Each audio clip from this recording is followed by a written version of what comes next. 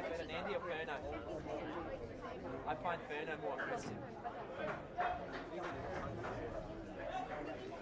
Ferno the beast.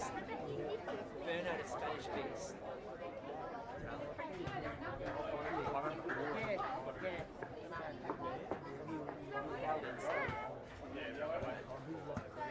We've seen the boys Italians get lucky. They just got their longer hair. They get all the chicks stuff. I wonder why you're good in the Time cap was pretty good. It was Monday, Tuesday, then it grew Thursday and one hour. So we've got a fair bit of time in between to study. Ladies and gentlemen, boys and girls, welcome to the second of our 3 games today in the Northern New South Wales Premier League between Lambton Jaffas and Hamilton Olympic. The second game is our under-20s fixture. The teams for Lambton: number 20, Daniel March; number 4, Jack Ulms; number 6, Aidan Halpin; number 21, Tom Sidorowski; number 7, Dylan Bozanovsky; number 9, Dom Smith; number 14, Alex Johnson-Young; number 5, Aaron Comerford; number 8, Finn Parris; number 11, Jared Baker; number 10, Alex Stoyanovsky; number 1, Cal Nickel; number 12, Sam Marr; number 15, Liam Mansfield; number 16, Nick Zazdanov; number 3, Angela Hamill. For Hamilton Olympic, number 31, Emerson Gosling; 23, Harrison Crook; 27, Alex Grant; number 19, Drew Grierson; number 12, Tom Stewart; number 25, Joseph Hemperley; 22, Kane Treble; number 20, Brian Smith; number 49, Bailey Blumel; number 26, Tom Souters; number 52, Elia Harrison; number 30, Shane Elwood; number 28, Lachlan Ragg; number 62, Tim Stewart; number 63, Bodie Deemer; and number 41, Lachlan Ferry. Enjoy the game.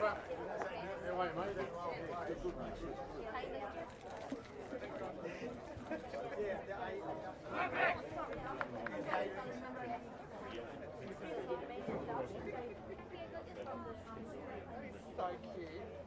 I bet you've got lots of accessories, haven't you? Great Betos. There's the bikie. You're in a bikie gang.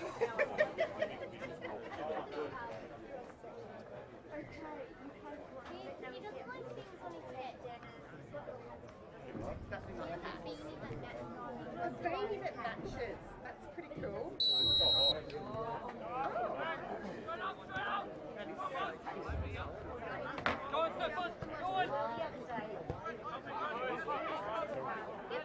Aaron, get ready, Aaron!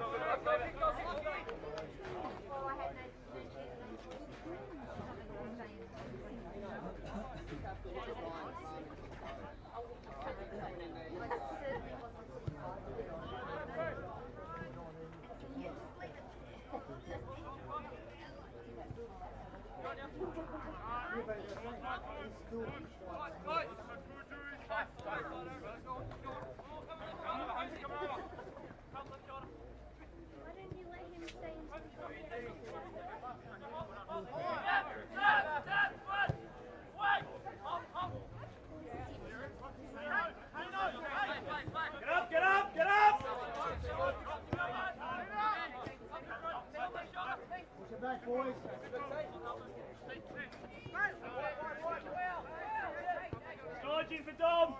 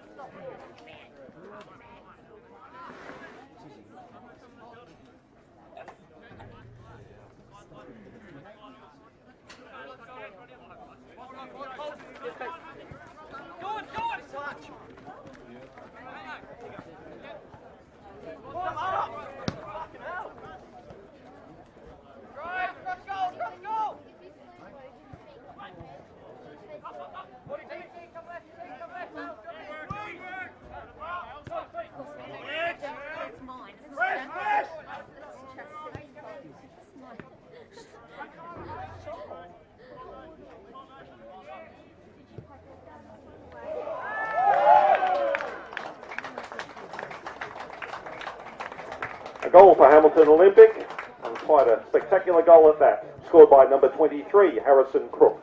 Hamilton Olympic 1, Lambton Jaffas 0.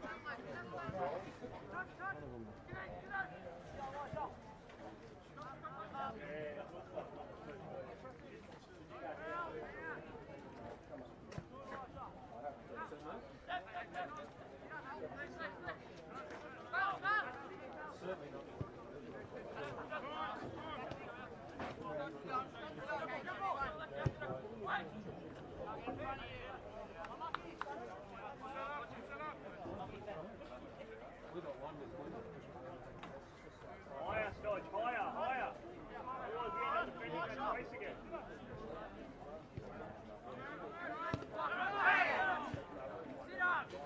Lead, lead!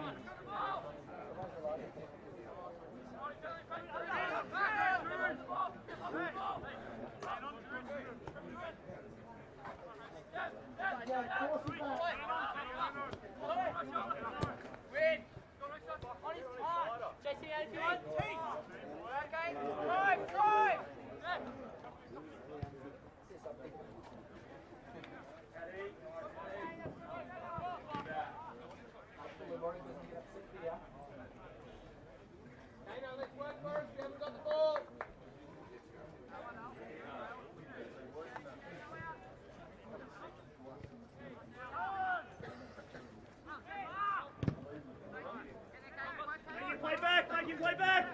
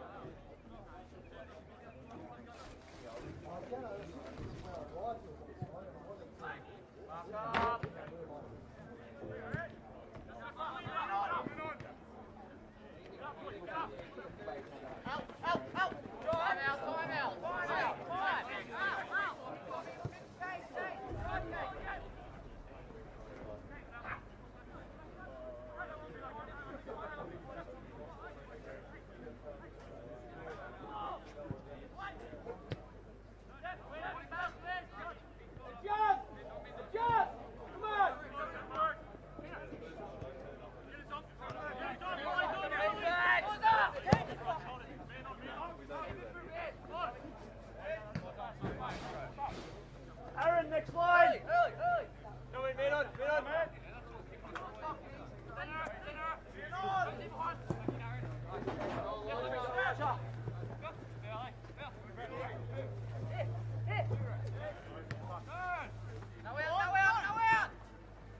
Man with it!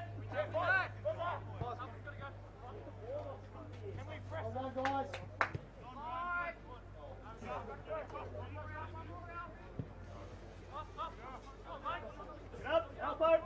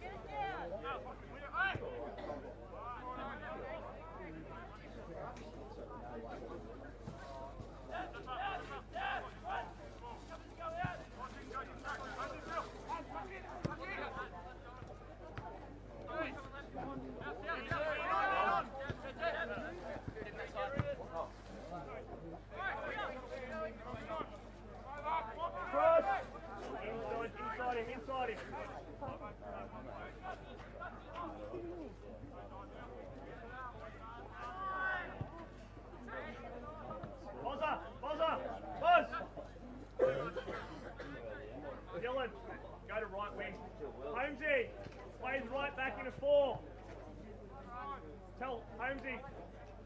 Tell Halpo and Sido to slide across one with Aaron. Spin.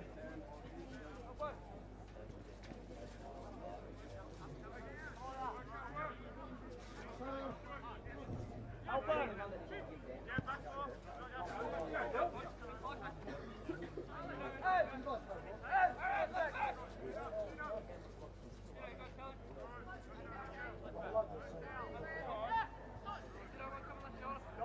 Dom.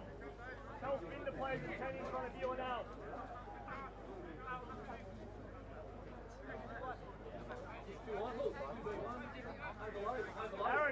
Aaron, go. Andy, go.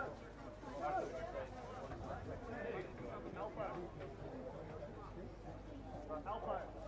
We've only really got one up, so we don't need 4 though. So you have to decide if Sido and you goes in front or if both fullbacks go. I don't need 4v1 or 3v1.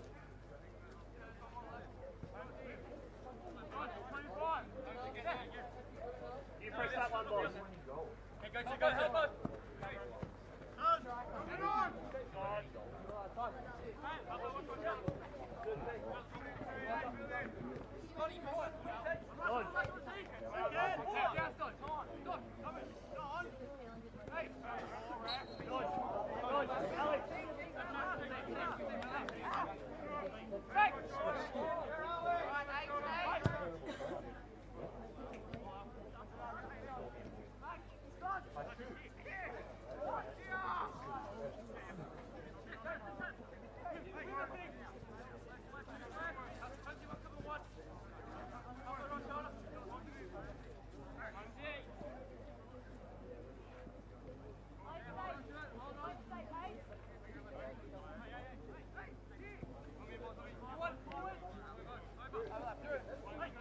I'll play in front of the striker.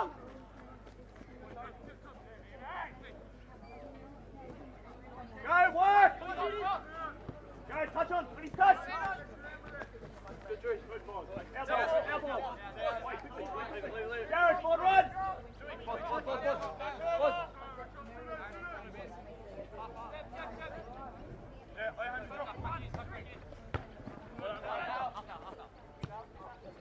Come here with it, Dom.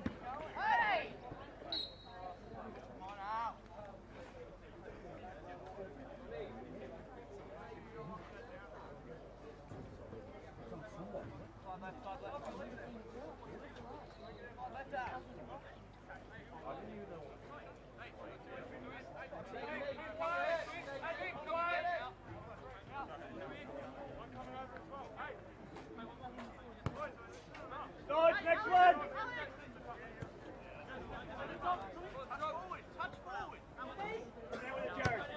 Please touch!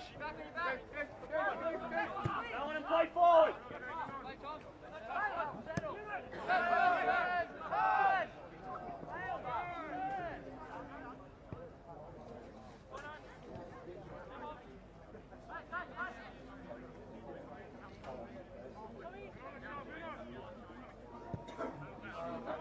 Get up!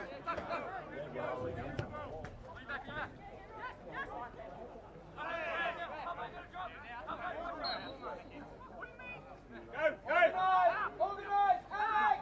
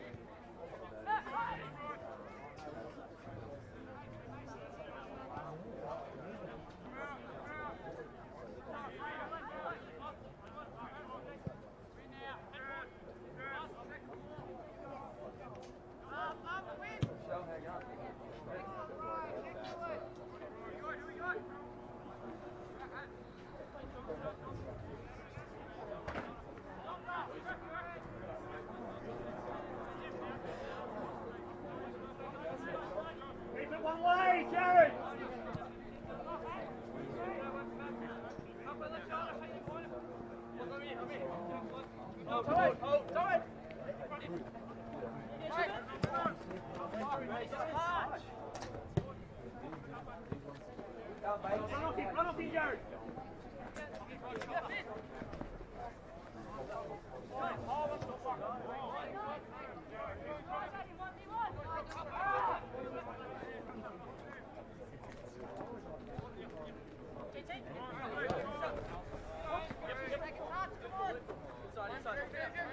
Get a cross out! Get over!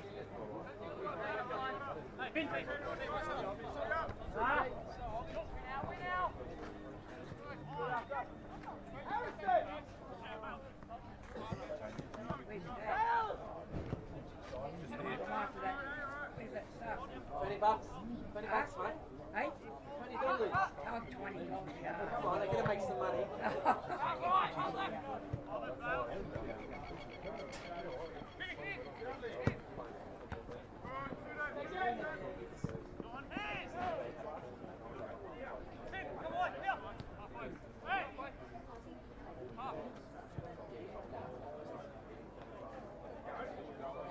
Come on, Storage.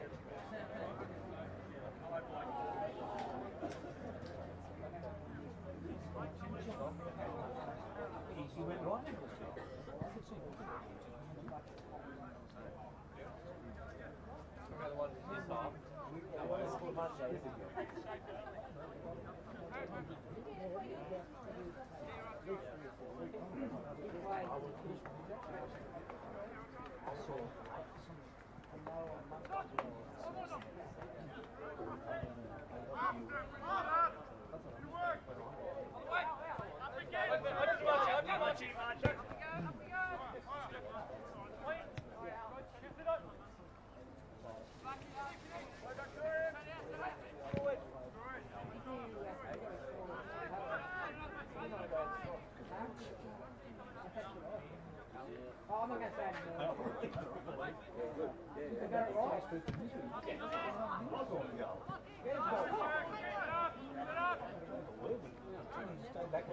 Get up! Get up!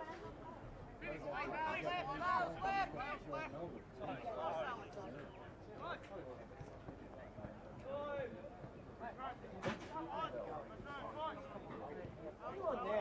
Leave me alone.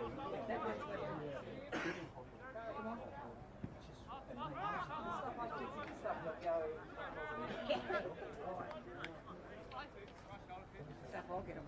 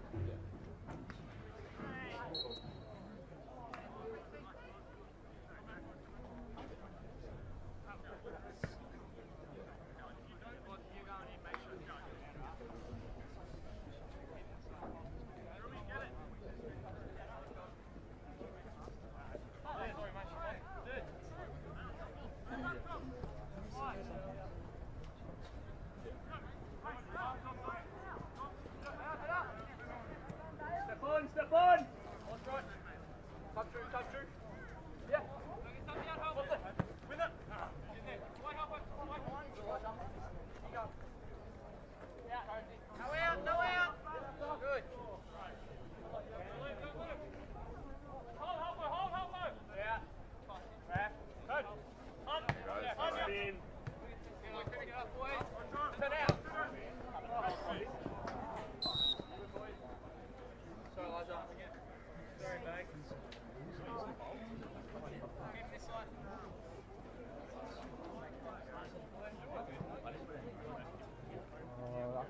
playing, yeah.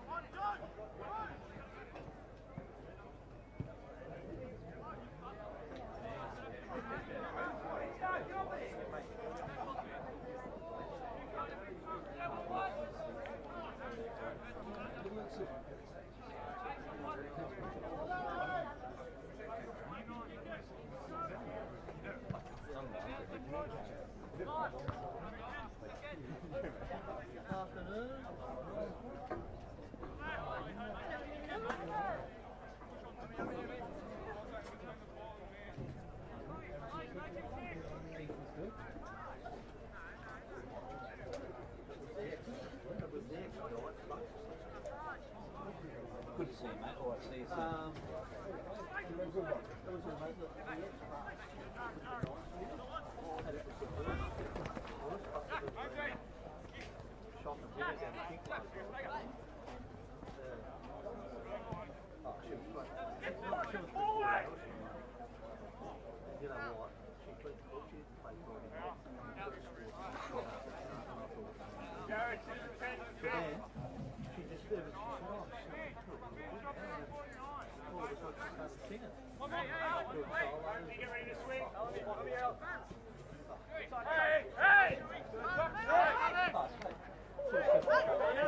Jared, move!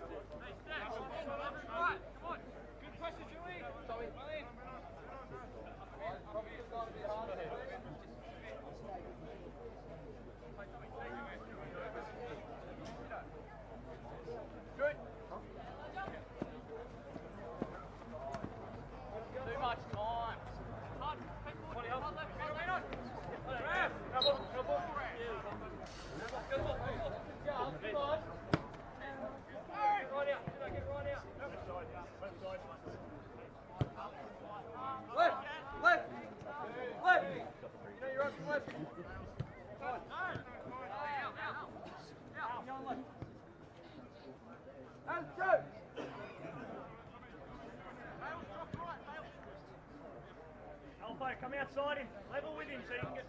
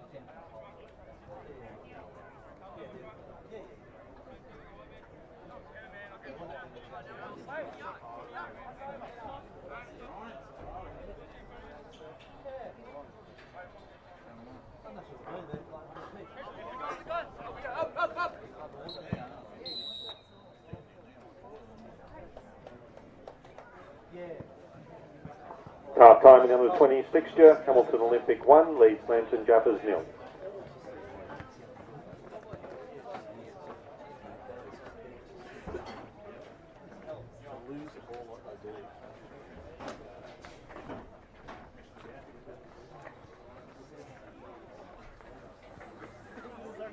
Welcome to Hamilton Olympic. We hope you're enjoying the game.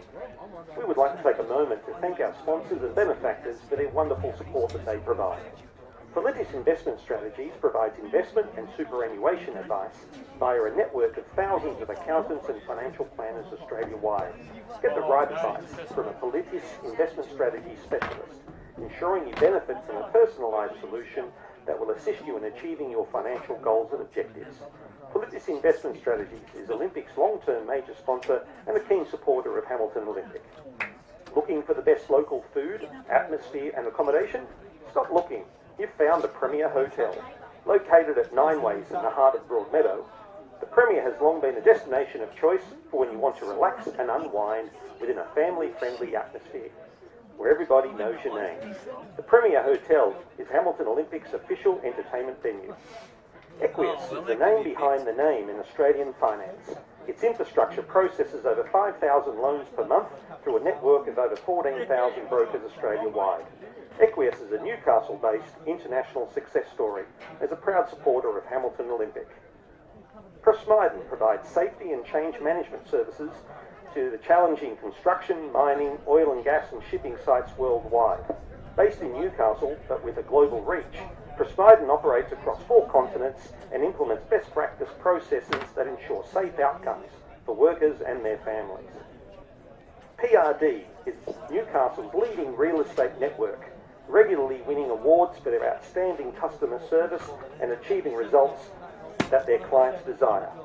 If you're looking to sell or rent your home, call Sam Chusas of PRD Newcastle for an obligation-free discussion on how you can gain the most value from your home. Enjoying the food at the canteen? It's been supplied by Red Funnel Food Service, who provide bulk food distribution to restaurants, shops and canteens across Newcastle, Central Coast, Hunter Region and North Coast, and have been since 1933. Remember, if it's fresh food, it's Red Funnel. We like to think that our Olympic players are made of steel, supplied, of course, by Hunter Metal Market. Based in Heatherbrae, Hunter Metal Market supplies and delivers almost any metal product you're likely to need, from steel bars to sheet metal, tubular sections, fencing wire, mesh products, or roofing and building products. If you need metal, call Hunter Metal Market. Buying a home or needing a building inspection? Building a home and need sound independent construction advice? Or need an independent witness for building disputes? Call SEBA Consulting, Newcastle's leading independent building experts. Matt and the team pride themselves on their independent, no-nonsense advice on acquiring or building a home or commercial building. They're so good, they can even build it for you. Before you build or buy, speak to SEBA Consulting, the expert building advisors. Catering for a function, or heading up the valley or Maitland and feeling peckish? Drop into Sanger's Real Food in the Beresfield Industrial Estate for their famous breakfasts and lunches. Sanger's Real Food is a 2017 award winner for outstanding fast food, and people come from miles for the best food in the area, or to have Sam and Angelo Chusas cater for their function. Sanger's Real Food, proud supporters of Hamilton Olympic. Need to hire equipment for your business? Call Access Hire. They supply a full range of industrial and business hire equipment, including forklifts, lighting towers, cranes, telehandlers, and electrical generators. You name it, David Tripodi and his Access Hire team has got it, ready and available when you need it.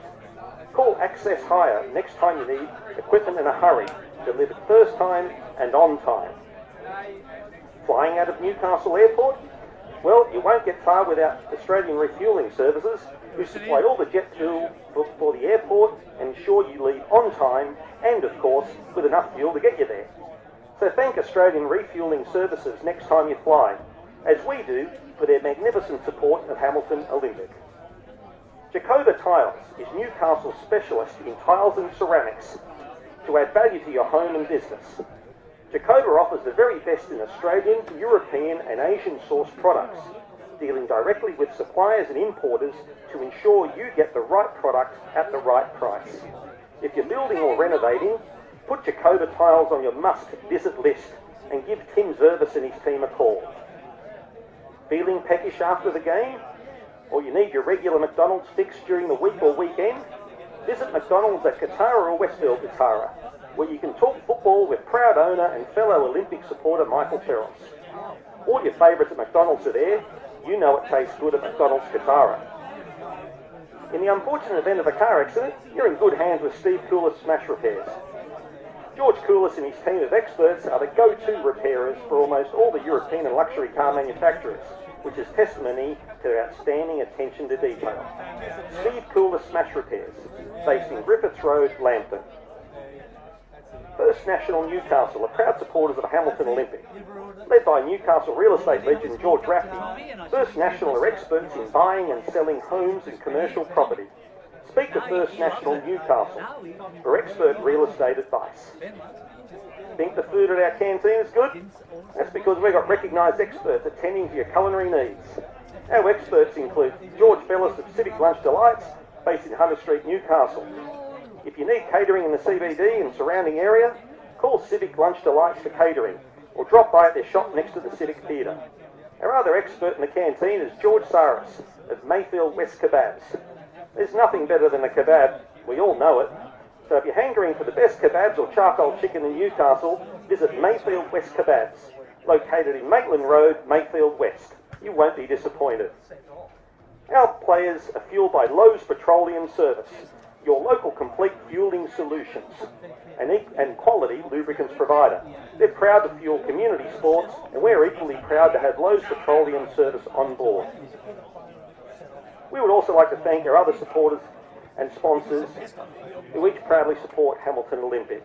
They include Albatross Marina Complex, Hamilton News and Gifts, Mega Gyros, Good Food Distributors, Newcastle Asbestos Consulting, Newcastle Mazda, Sotcom, Street Real Estate, Blue Door Developments, Harry Schnitzel, Home of the Famous, Hunter Motor Group, Jasmine Fruit Barn, Ace Air Conditioning, Aussie Home Loans Hamilton, Garris Accountants Hamilton, Yannicus Argyris and McDonald Solicitors, Momentum Business Improvement Specialists, Piggott's Family Chemist, PTAM Taxation, Somerset Meats, and M&J De La Grotta Concreters. Thank you again to all our sponsors and benefactors. Enjoy the game.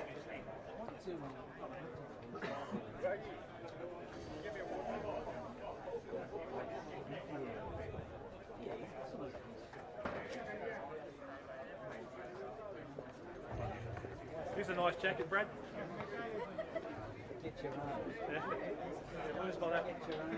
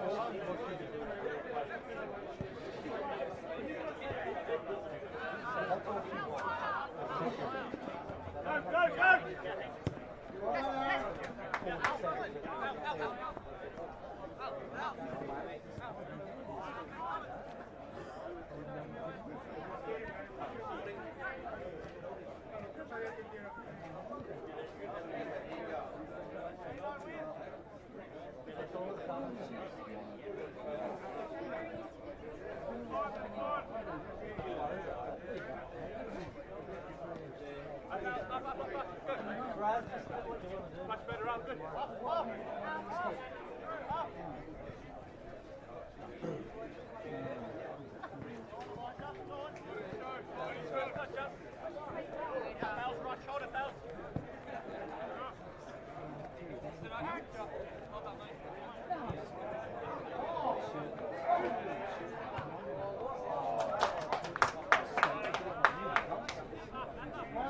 Well done, boys!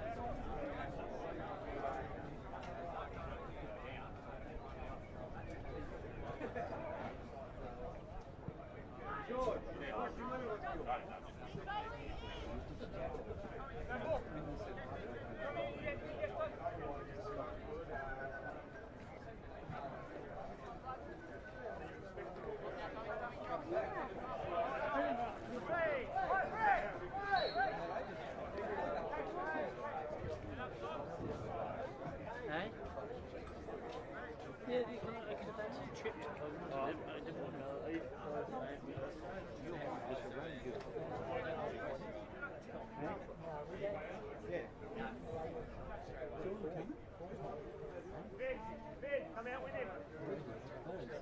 Keep coming, Finn, keep coming, go 4v4.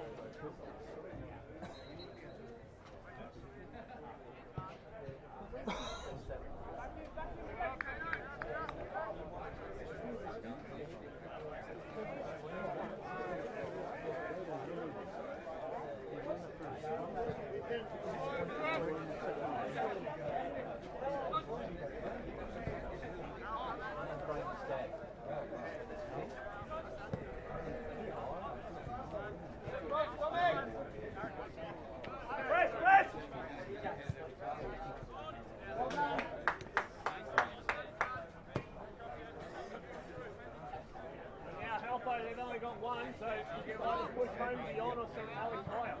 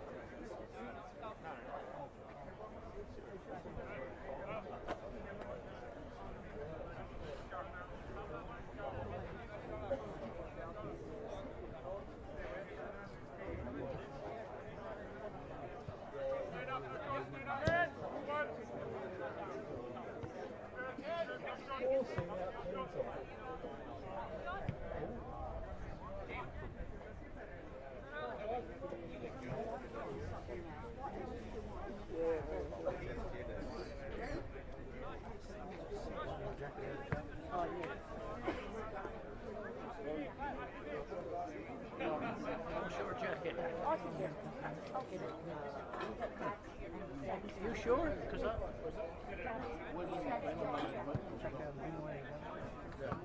give me it.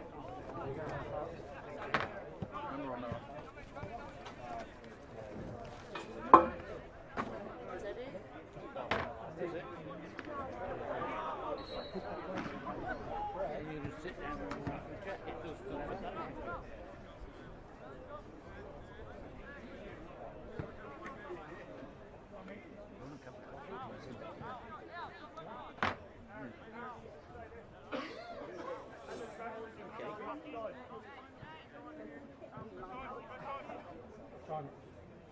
If you do.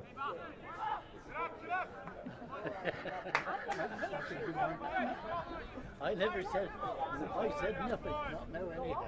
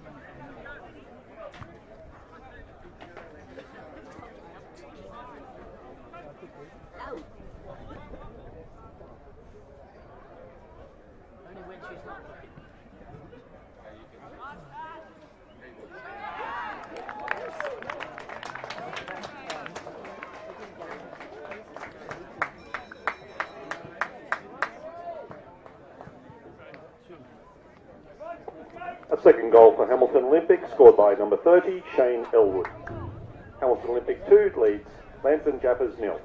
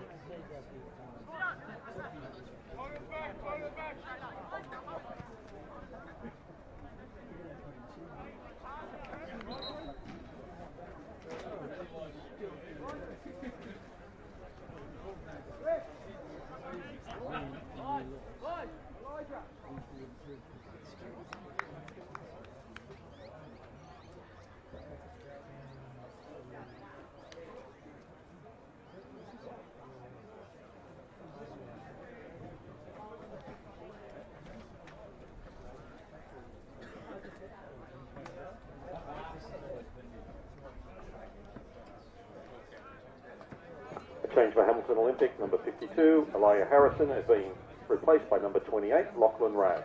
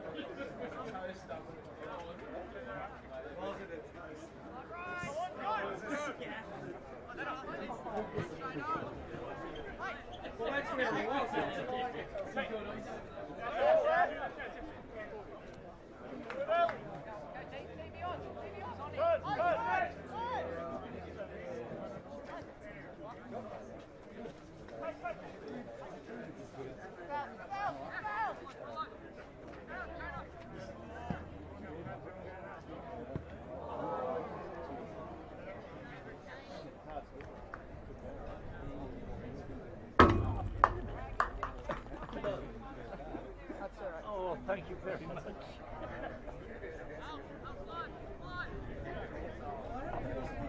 What's that?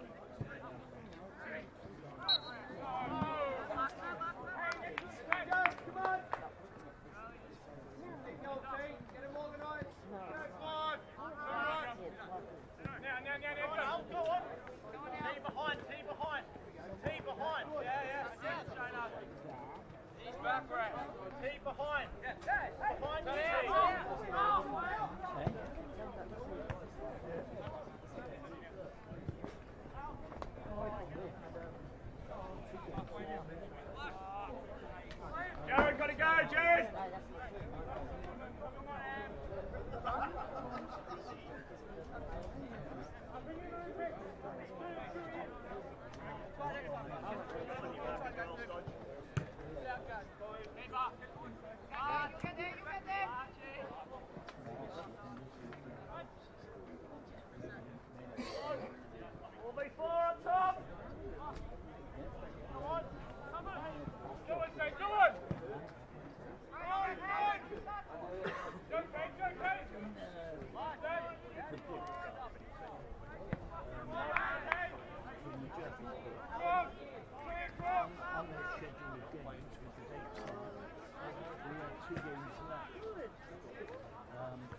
One was Lambton, and one was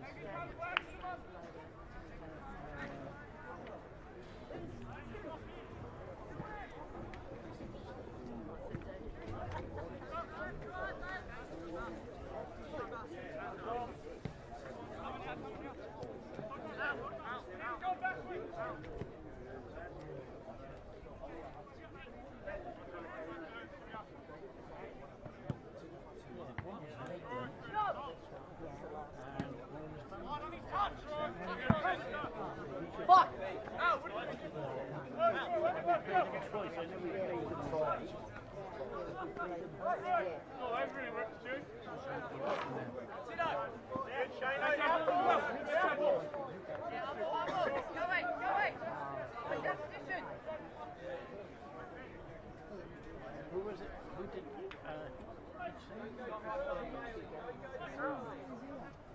Oh, it's only two.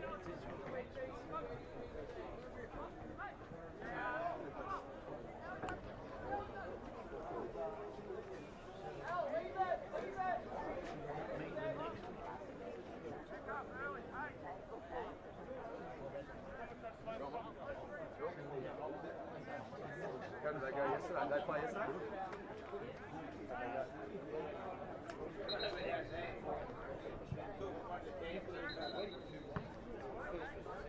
Adam South. Yeah, they're the other gun team, aren't they?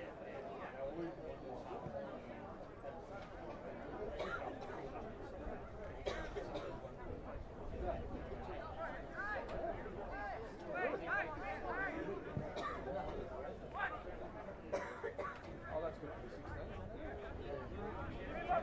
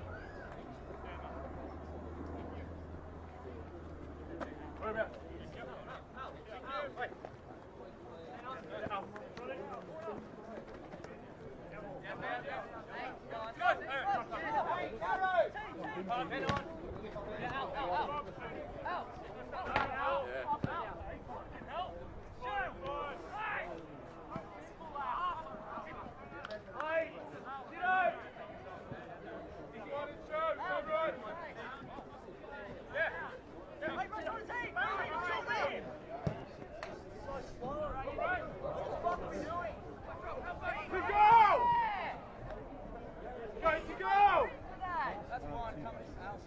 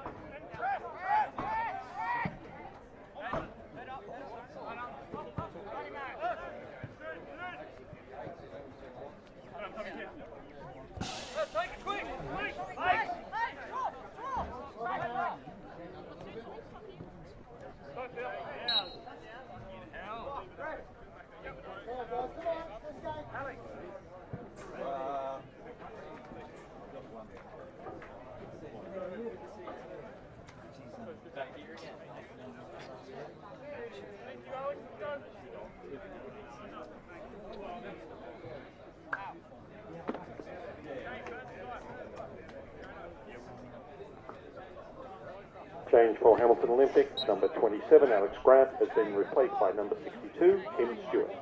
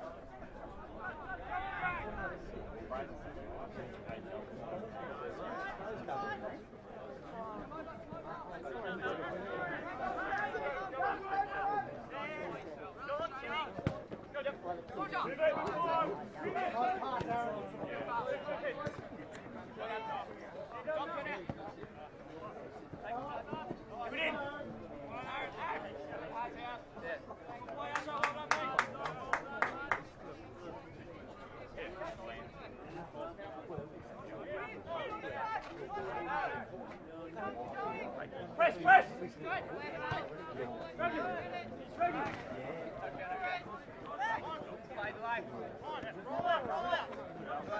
Front three! Go and get Aaron! That's one big. First ball sits. Good lad. Sit open.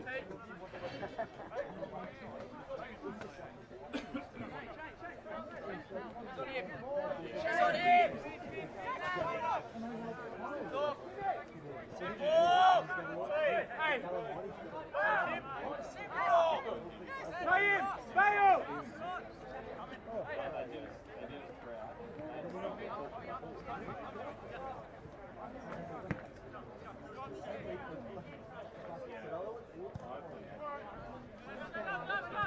Go Aaron! Go Aaron! Go again!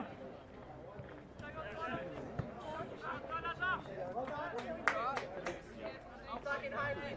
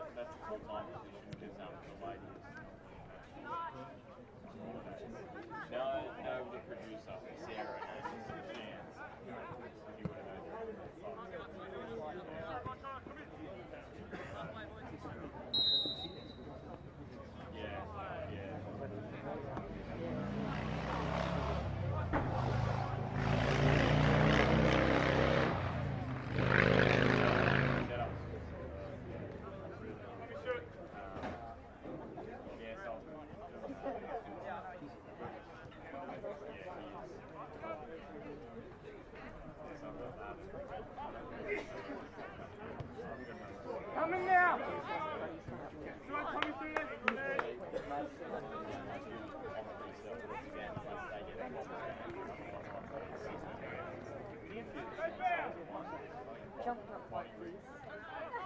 Like the front, we don't know. No field.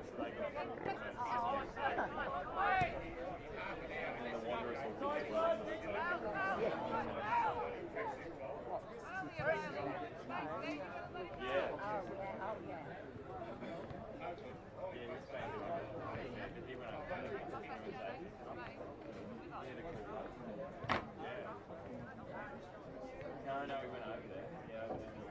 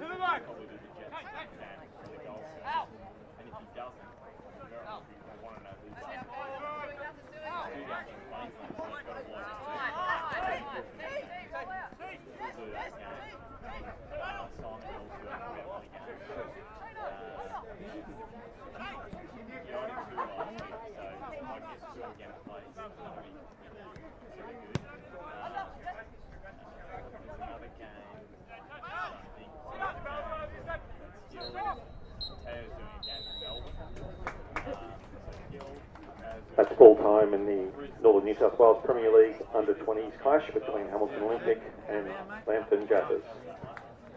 Hamilton Olympic run out winners 2-0.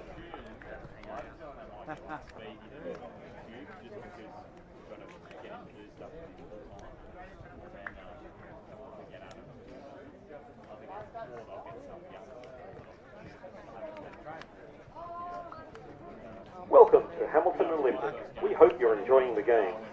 We would like to take a moment to thank our sponsors and benefactors for their wonderful support that they provide. Politis Investment Strategies provides investment and superannuation advice via a network of thousands of accountants and financial planners Australia-wide. Get the right advice from a Politis Investment Strategy specialist, ensuring you benefit from a personalised solution that will assist you in achieving your financial goals and objectives. Politis Investment Strategies is Olympic's long-term major sponsor and a keen supporter of Hamilton Olympic. Looking for the best local food, atmosphere and accommodation? Stop looking. You've found the Premier Hotel. Located at 9 Ways in the heart of Broadmeadow, the Premier has long been a destination of choice for when you want to relax and unwind within a family-friendly atmosphere, where everybody knows your name. The Premier Hotel is Hamilton Olympic's official entertainment venue. Equius is the name behind the name in Australian finance. Its infrastructure processes over 5,000 loans per month through a network of over 14,000 brokers Australia-wide. Equius is a Newcastle-based international success story as a proud supporter of Hamilton Olympic. Prosmiden provides safety and change management services to the challenging construction, mining, oil and gas and shipping sites worldwide. Based in Newcastle, but with a global reach, Prosmiden operates across 4 continents and implements best practice processes that ensure safe outcomes for workers and their families. PRD is Newcastle's leading real estate network, regularly winning awards for their outstanding customer service and achieving results that their clients desire. If you're looking to sell or rent your home, call Sam Chusas of PRD Newcastle for an obligation-free discussion on how you can gain the most value from your home. Enjoying the food at the canteen? It's been supplied by Red Funnel Food Service, who provide bulk food distribution to restaurants, shops and canteens across Newcastle, Central Coast, Hunter Region and North Coast, and have been since 1933. Remember, if it's fresh food, it's Red Funnel. We like to think that our Olympic players are made of steel, supplied, of course, by Hunter Metal Market. Based in Heatherbrae, Hunter Metal Market supplies and delivers almost any metal product you're likely to need, from steel bars to sheet metal, tubular sections, fencing wire, mesh products, or roofing and building products. If you need metal, call Hunter Metal Market. Buying a home or needing a building inspection? building a home and need sound, independent construction advice, or need an independent witness for building disputes? Call SEBA Consulting, Newcastle's leading independent building experts. Matt and the team pride themselves on their independent, no-nonsense advice on acquiring or building a home or commercial building. They're so good, they can even build it for you. Before you build or buy, speak to SEBA Consulting, the expert building advisors. Catering for a function, or heading up the valley or Maitland and feeling peckish? Drop into Sanger's Real Food in the Beresfield Industrial Estate for their famous breakfasts and lunches. That been going towards goal. It may have been disastrous for Lambton. Will be a corner for the visitors. Should say the home side as Swancott takes that one nicely. They've had a good day so far, Hamilton. A 1-0 win in the 18s and a 2-0 win in the 20s. That was an odd moment as Swancott was fouled as he was taking the goal kick. And defence quickly into attack for Lambton with Aidan Crowley. And towards the line. Waller back to Griffiths. Nathan Verity.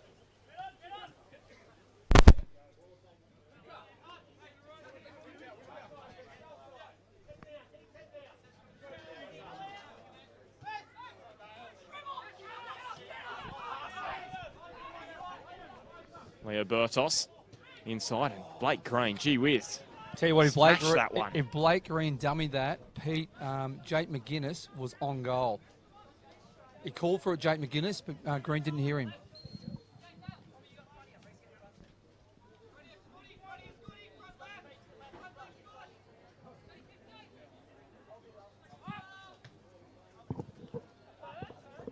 Here's Bailey bringing it down.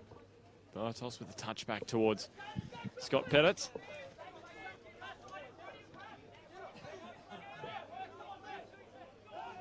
That's a long throw from Nathan Verity. Put Michael Sessions under a huge amount of pressure, and in the end, they get away with it.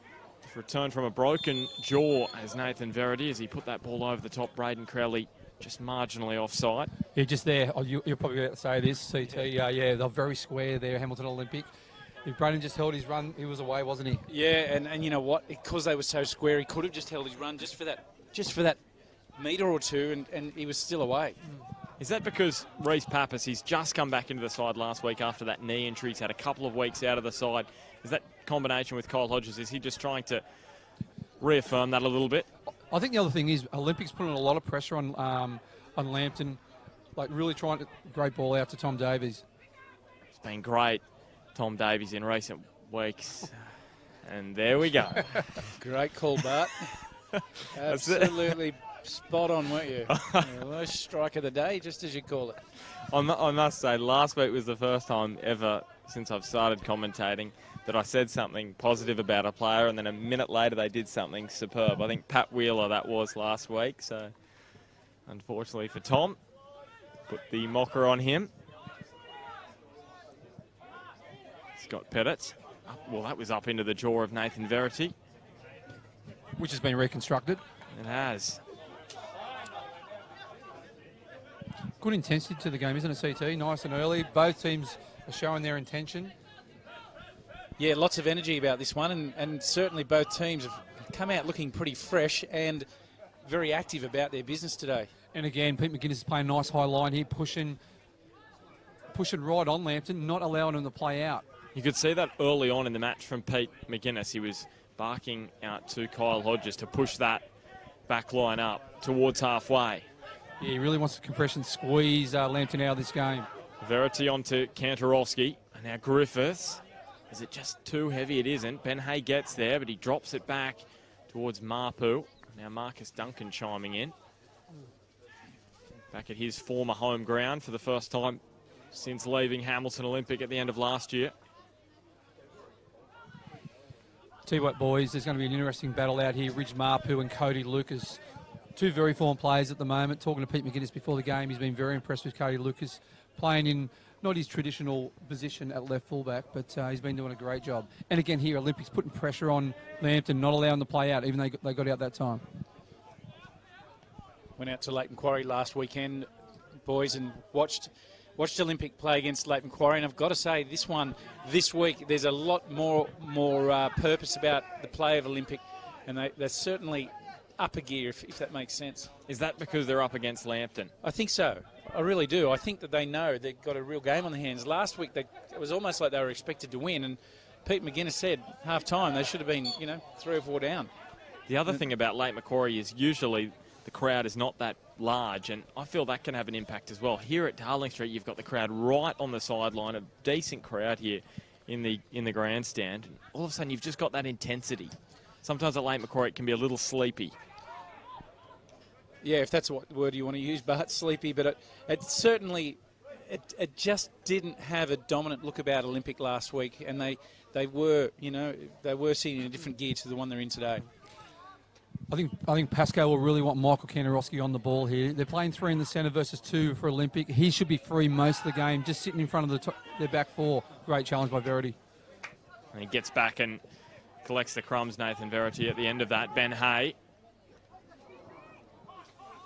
Because what's happening in Lambton is they're playing with 1 deep and 2 number 10s in front. So the 2 number 10s are pushing on to the 2 central midfielders for Olympic. Cody Lucas had no one in front of him there, and his end pass just let him down. Sessions calls that one. Gee, that hit a hard patch of grass. Bounced up, almost over the head of Griffiths. Here's Hay, the back heel. Griffiths not quite on the same page there. Did you take offence there to my Lake Macquarie comment, CT? I know you were there last week, and you're taking offence that I'm saying you didn't create a good atmosphere. Oh, the 4 of us there had a good time. No, there actually wasn't a bad crowd there at Lakes. It's just the ground's so big. And you're also a decent distance away in the grandstand. Here at Olympic, you're so close, aren't you? Here's Pettit after it. Ball threaded through by Jacob Bailey. Well, that's one of the reasons we love calling here, because you're right in amongst the action, aren't we, boys? Boys, just really quickly, Olympic need to be very careful. They're bombing numbers forward. If Lambton transition quick, they're going to get caught lean at the back here. Well, we saw the example of Michael Sessions did that earlier. He slowed his tracker down, which was Cody Lucas. It was Reece Cooper, and he slowed him down and took him slightly wide and allowed his team to get back in. And Smudge's having laughed because I forgot what player it was. But that's what Olympic need to do, is take a leaf out of that book, because you're right, Smudge, they don't want to be caught too forward, too high and too square, and then you get the pace of people like Crowley in behind. Because you've got Leo Burdos, Reece Cooper pushing forward, then you've got Blake Green on the left side midfield, Scotty Pettit on the right. They're all going forward, so 4 are going forward all at once. That's a great run from Ben Hay, following the throw, and Cody Lucas got back, and he made that look a lot easier than what it was. It was low down, flicked it away. Now Cooper just rolls this one wide to Scott Pettit. Pettit low, and Odell just got his boot to it. Wasn't actually going to play this season due to work commitments, Liam Odell, but he's back with the Jaffas. He's been good too, hasn't he, CT? Yeah, absolutely. And I was just looking at that ball from Cooper. What a touch from him, and kept the play really in check, and it was tradesman-like, that touch. And the other thing with, it was a good ball in by Scotty Pettit, but what I would like to see and encourage, Scotty Pettit going at Sessions inside the box. He's great in one-on-one situations. You get, Sessions is also good in one-on-one situations, but you get Sessions backpedaling, he's a chance. Well, the thing with Pettit, you don't always know which way he's going to go. Well, Swancott's put himself under immense pressure here in Sessions. He's in a bit of a pickle. He will win the throw, though. And obviously McGuinness has done his homework here. He knows Lambton like to play out from the back, and they're putting a lot of pressure on him, and they're still persistent in playing out from the back. They might have to change it up a little bit, Lambton. Just get that first ball past the Olympic strikers.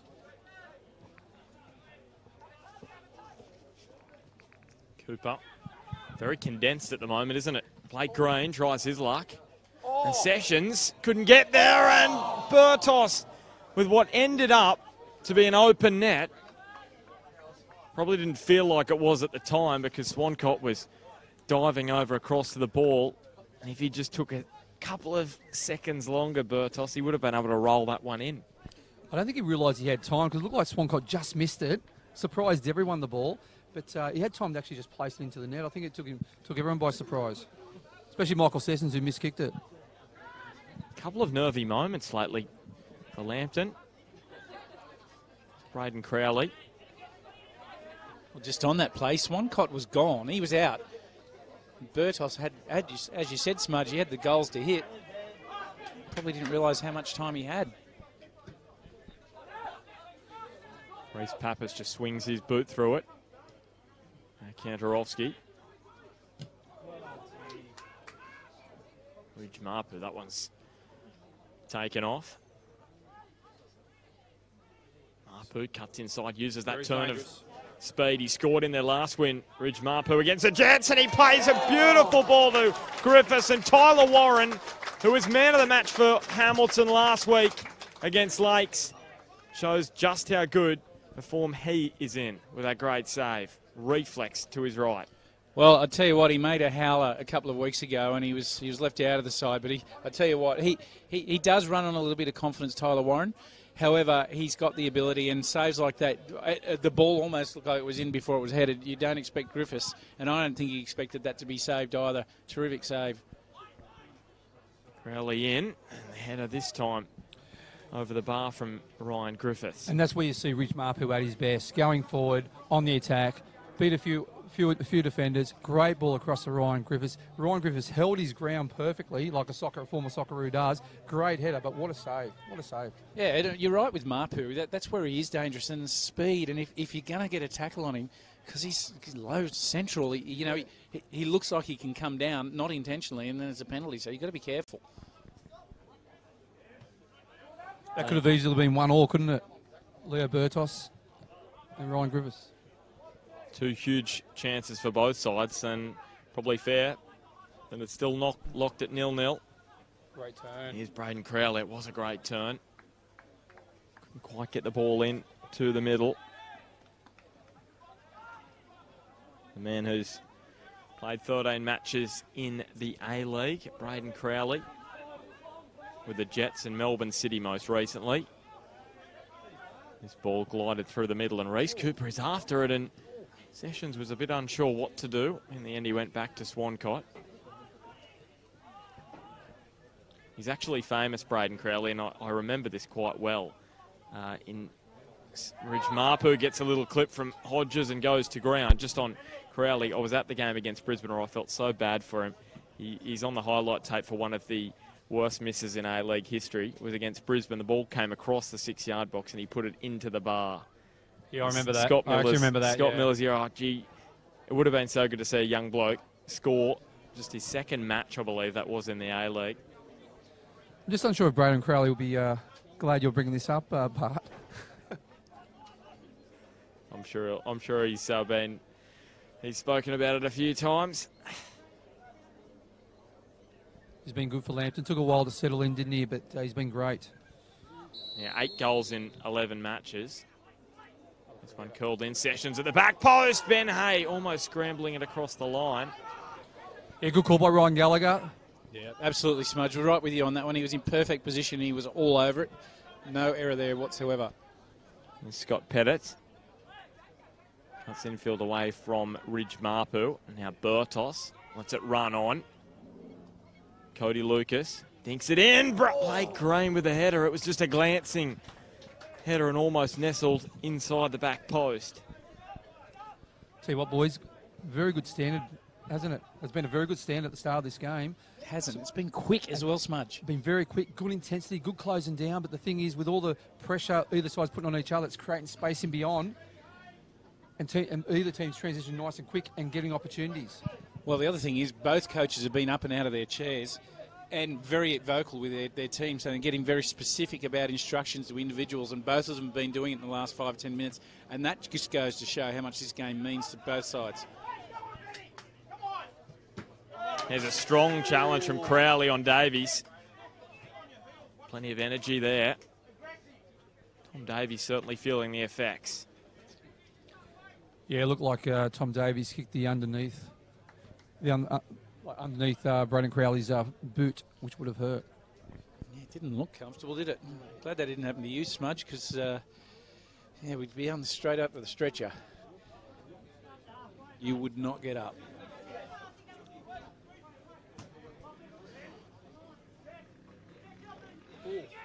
Bailey Just with a couple of hands in the back there of Ben Hay. Great turn. Great speed as well. And now he threads it through. Braden Crowley almost able to reel that one in. He makes great runs, Braden Crowley, doesn't he? He runs across the line. He makes great runs. The angles are good, aren't they? Yeah. Hard to mark. Ridge Marpu down towards the byline. You can see why. He's played in those A-League matches for the Jets and City. Played for Bulleen before coming up to play with Lambton Jaffas. Bulleen actually back in the NPL Victoria this season, the top flight. This curls in and another chance goes begging for Lambton. It's Marcus Duncan who's put it over. He's actually scored 3 goals this year. He knows where the back of the net is. I'm surprised he's put that one over. I was talking to James Pascoe prior to the game. We were talking about Marcus Duncan, what a great year he's having. He reminds me of Aidan Bryce from Edgeworth last year. He scores goals. You know, playing right He fullback. hasn't scored goals, but he scored once last year. But he's not a noted goal scorer. This year he scored 3 times. Here's Cooper weaving his way towards Duncan, who just clears it out of danger momentarily for Lambton. Was well defended by Luke Odell again. Liam Odell. Here's Bertos. I must say, that's not the first time you've said that, Smudge. Bailey. Now to Green. Green again. Kept trying, but couldn't get it past the players in the way in yellow. Here's Ridge Marpu. Speeding away and angling the run in here is Braden Crowley, and Tyler Warren is there to deny him again. Just back a step. We're just having a chuckle here because Smudge has written on his team sheet Luke Odell. It's firmly entrenched there, Smudge. My apologies. And you're starting to affect me now, Smudge, because you constantly saying it means that I hear that and then I'm going to stuff it up. And then I'm checking mine. They've put some effort into getting the name right, and we can't even get that stuff sorted out. It's like the Benny Hill show. Here's Blake Green.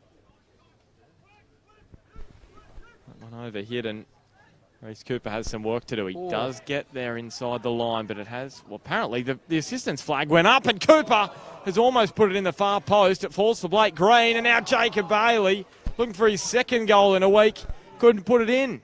Yeah, the assistant's flag was raised there. For a foul, I think. He raised it for a foul, but Reece Cooper just skidded around him. He did really well, Reece Cooper, and again, Olympic had another chance. This could be like 2-2 at the moment. Like, there's chances either end. You have to say, but both sides are 100% committed to this game.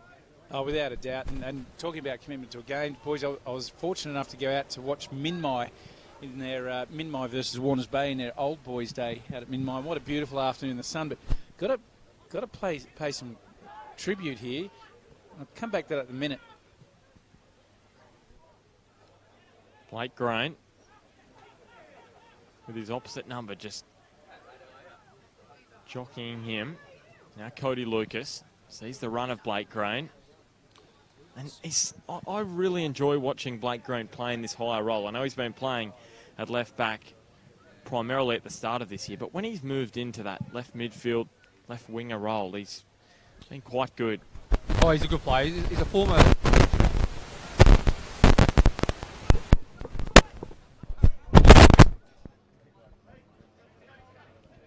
We do apologise. We're having issues with CT's mic here at the moment. Sorry about that. Is that better? He's better. Yeah, Smudge and I are going to have hearing loss at the end of this game, but anyway. I'm the only one without a headset on, so it's not bothering me too much. Apologies for the crackles. But yeah, went out to watch Rangers and Warners Bay yesterday. Minmai and Warners Bay, and what a day they had. And their coach out there, he's 22 years old, Lachlan Shoom, Smudge. And what he's done out there is he's brought them together. They had, with their Old Boys days, I was wondering what other event was on. There was so many people there. They had so much enjoyment. They had marquees set up, they had trucks, they had all sorts of things going on. And that game's caught up with quite a few of the old boys from West Wallsend that I played with. And Anthony Richards was out there from Broadmeadow Magic. Great day out. So Braden Crowley, it's a great delivery from Crowley, and it's been nodded on. Ben Hay is claiming the goal for Lambton. A goal for Lambton Oh, Jaffas, was it scored by Michael? number 10, Michael Kantarowski, It I was thought. Kantarowski who was flicked it on. It was a superb ball from Braden Crowley. But And that's two goals for Kantarowski in his last 2 matches, scored against the Jets youth a week and a half ago. We'll have to double check that. I'll get it on the replay. Yeah, I'm pretty sure it was Kantarowski. What he did, he jumped nice and early in with the crowd, and I'll tell you what, it was a foul.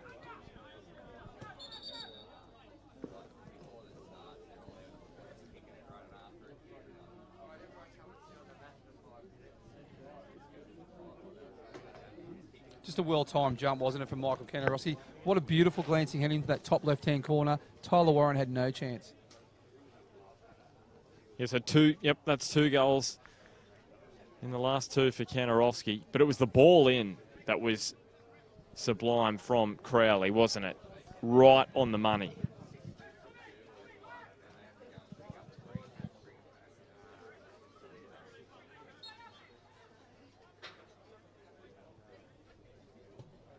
Scott Pettit, that one overhit.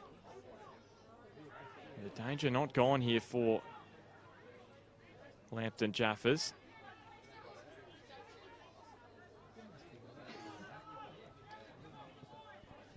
They've been peppering the goal, Lambton. So's Olympics been peppering Lambton's goal as well. But there's not much in this one, is there? No, it's very tight. I'd like to know how many goals Olympics have conceded on set pieces. I've seen quite a few at my time watching them, so that's one area I think that Pete really needs to tighten up a little bit, as in Pete McGuinness. Oh. Yeah, and speaking of tight, this game to finish off on Minmine and Warners Bay was a very tight game yesterday, 0-0. And it ended up being Daniel Walker, brother of Tom and Sam, eldest brother, scoring the winner in the home crowd. They just went ecstatic. They went crazy out there, and they certainly enjoyed themselves back at the Minmai Hotel afterwards. Jake McGuinness's ball is a poor one straight to Duncan now. Should he play for the Jets as well? Should the Jets be looking out for him too? Daniel Walker, CT, you said during the week Sam Walker should be on the Jets' radar. What about Daniel? Well, Daniel, as I said, the older brother, and there's probably a big step difference at Minmai to the Jets, and I'm going to answer that one was confirmed no disrespect. By the way, Minmai loved that ground. It's the only, probably that and Beresfield, where you can play a 1-2 to yourself from the slope. Great ball. Here he is, Braden Crowley, one-on-one with Tyler Warren, and just slides it wide. Well, he's been the difference in this first half. That ball in, which created the goal for Kantarowski, and then he could have made it 2-0. And Hamilton, to be honest, don't deserve to be down by 2 goals, but defensively, again, just showing their frailties. Yeah, a little bit flat again on their back four at the moment, isn't it, CT? Braden Crowley's angle runs are causing a few problems for him, but Tommy Waller, full credit to him, he stayed on his feet, great little ball through to Crowley. Crowley probably be disappointed he didn't do better. He wasn't far off the mark. It just glanced across the face, and certainly a big groan from the crowd, mostly Lambton supporters in front of us just here. And they knew how close it was as well. McGuinness launched that one towards Pettit. Well cut out by Nathan Verity. Reece Pappas. He's hit that one well, and Blake Green got there, and Swancott again. A super save from Brad Swancott. And you can see why Lambton haven't conceded a goal in their last 3 matches. 3 straight clean sheets for Swancott, 4 in his last 5. And it's as if he's covering the whole goal. He's only a small man. So acrobatic. Bertos in again. Sessions with the nod away. Reece Pappas hits it low. And there is Swancott diving on the ball. Boys, you know that I know Brad Swancott well, and I did go over and have a quick chat to him, as I did with Tyler Warren. Brad Swancott, I don't know what it is, but sometimes he's just got a game face on, and you know he's going to have a big day out. And he had that in the warm-up, and he very, very focused. In fact, he normally jokes around a lot. There was no joking. He was just about his routine and everything about his routine. He's going to have a little bit more to do here, you sense, because Leo Bertos is on his way. Steps away from his former teammate, Marcus Duncan, and then Green again. You're just going back to that chance. It's a great ball in, I think, by McGuinness to Blake Green. But Blake Green's strike on goal was absolutely brilliant. That was a tough strike. The ball, he's got the sun in his eyes, but Swancott, reflex save, was absolutely brilliant. He's having a great year, Swancott. He just keeps defying it, doesn't he? He does. Every year he just comes up again. You think he's got to retire, but he's always there. Yeah, Bertos, there is Swancott punching away again. And Reece Pappas, he was going to take it on the volley. Didn't realise there was a man in the shape of Tom Waller coming from behind. And Waller has got it back up. He's limping around. Looks to be all right. Jake McGuinness. Just thwarted there by Ben Hay, two former teammates of the Jets youth. Now Braden Crowley. A one-on-one duel with Kyle Hodges. Fourth most appearances for Kyle Hodges now at Hamilton Olympic. Good turn. 134 games for the veteran centre-back. Ryan Griffiths now, Waller, and now Verity. He's got Crowley in there again in the middle. There wasn't... Top shelf there from Griffiths, Smudge. From Lambton in general, wasn't it? Yeah, look, that combination of play, but that ball in there was just quality. It was set up for goal. And Verity's forward run beyond the back four. Exactly. Hard to stop. They do it very well. Look at that. There's another forward run. Yeah, great touch from Waller. On to Griffiths. Cross the face, and Crowley was almost like a hockey guide into the goal. He just couldn't deflect it away from Tyler Warren, who was Johnny on the spot yet again. If it wasn't for the goalkeepers, we probably would be sitting at about 3 or 4 all at this point, and we're not kidding saying that. When they go on the attack, they go with numbers, don't they, Lambton? And they're forward, and there is intent, don't they, CT? Yeah, they look dangerous, and certainly not exactly the same comparison to Minmay and Warners Bay. Bit more turnover, but this one playing at some pace, and you're right, Smudge, the numbers that they've got going forward and the pace they're doing it at is an extremely high standard. So you look at this high standard, and these are the players not playing at the moment for Lambton. Is Joe Wheelhouse out? I'll come back to it. Bailey, 1-2 with Tom Davies. And ever since I praised him, his balls in from the right have been not quite on the money. So you look at Lambton's starting 11 here. They've got Pat Brown on the bench, Dane Greentree on the bench. Players out, Brent Hamill, Joe Wheelhouse, Luke Remington, Joel Griffiths. They have got a quality squad. And to tell you what, semi-final series, look, at the moment they'll be playing Magic. That sets up to them like a mouth-watering contest, doesn't it? Lambton v Magic over 2 legs. Oh. And Swancott. Oh, great ball by Swancott. Ploughed that straight onto the forehead of Michael Sessions. Oh, 5-iron. Now Crowley almost was in a headlock there from Pappas. And then the free kick goes the way of Hamilton defender, Pappas.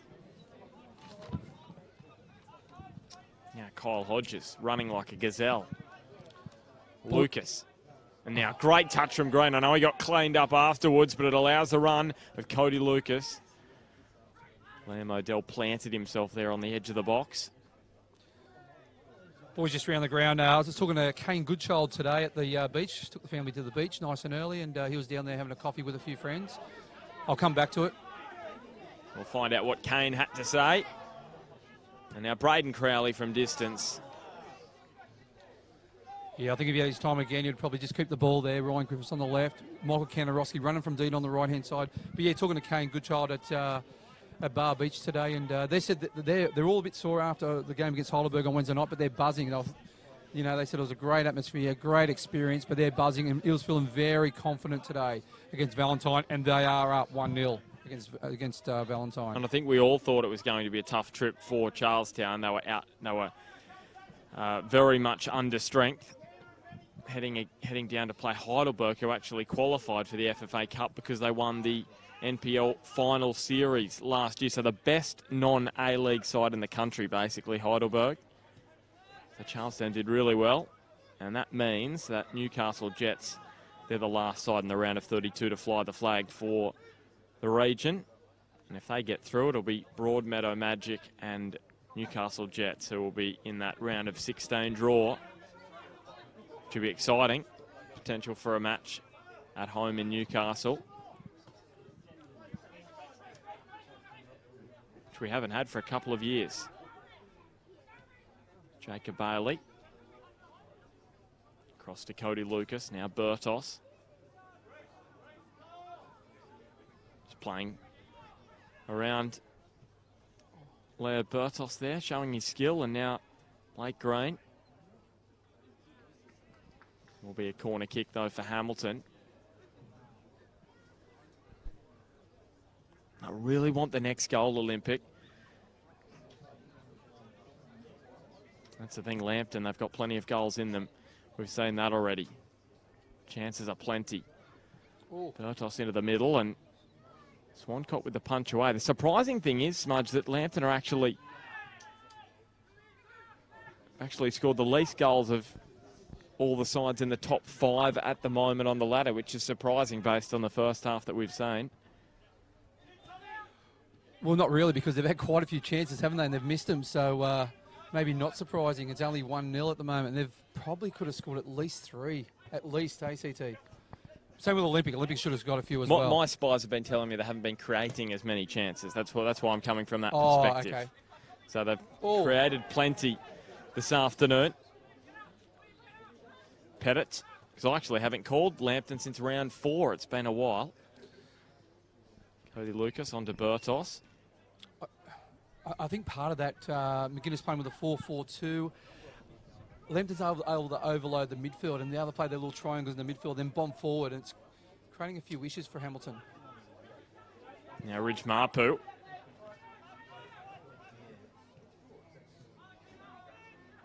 Kantorowski scored the opening goal for Lambton from that free kick from Braden Crowley. Put it right on his head, right where he needed it. Well played, wasn't it, by Kantorowski? Now Tom Waller with the turn. Look at those. You saw those 2 turns. First one from Waller, then from Ben Hay. Then he threads it through for Braden Crowley to make it 2-0. Oh, Ben Hay. That was a haymaker, that pass, wasn't it? And just glanced over the bar. And again, Crowley's busy, isn't he? He's always moving up front. He's not stagnant, and it allows him, gets in those angles and makes them runs with intent as well. So the only thing he'll be disappointed with about this half is his inability to finish off those chances. Well, I guess from Jimmy Pascoe's point of view, the big thing is he's making the chances, and that's the thing. You know, if he wasn't getting in the holes, that run there was a perfect example of great timing and great body angles. Gives his defender no chance, and Hay just slides that ball perfectly weighted on the perfect line, gives him an opportunity. But look, if he keeps getting in those sorts of opportunities, he will score. CT, you know that song "When the River Runs Dry" by Hunters and Collectors?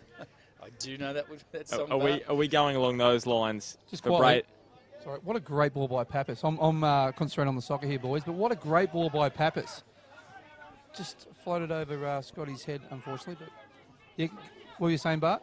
Yeah, so in that song, CT, there's the lyrics that go along the lines of "It's only a matter of time." So are we saying it's only a matter of time until Braden Crowley scores this afternoon, based on the chances he's had?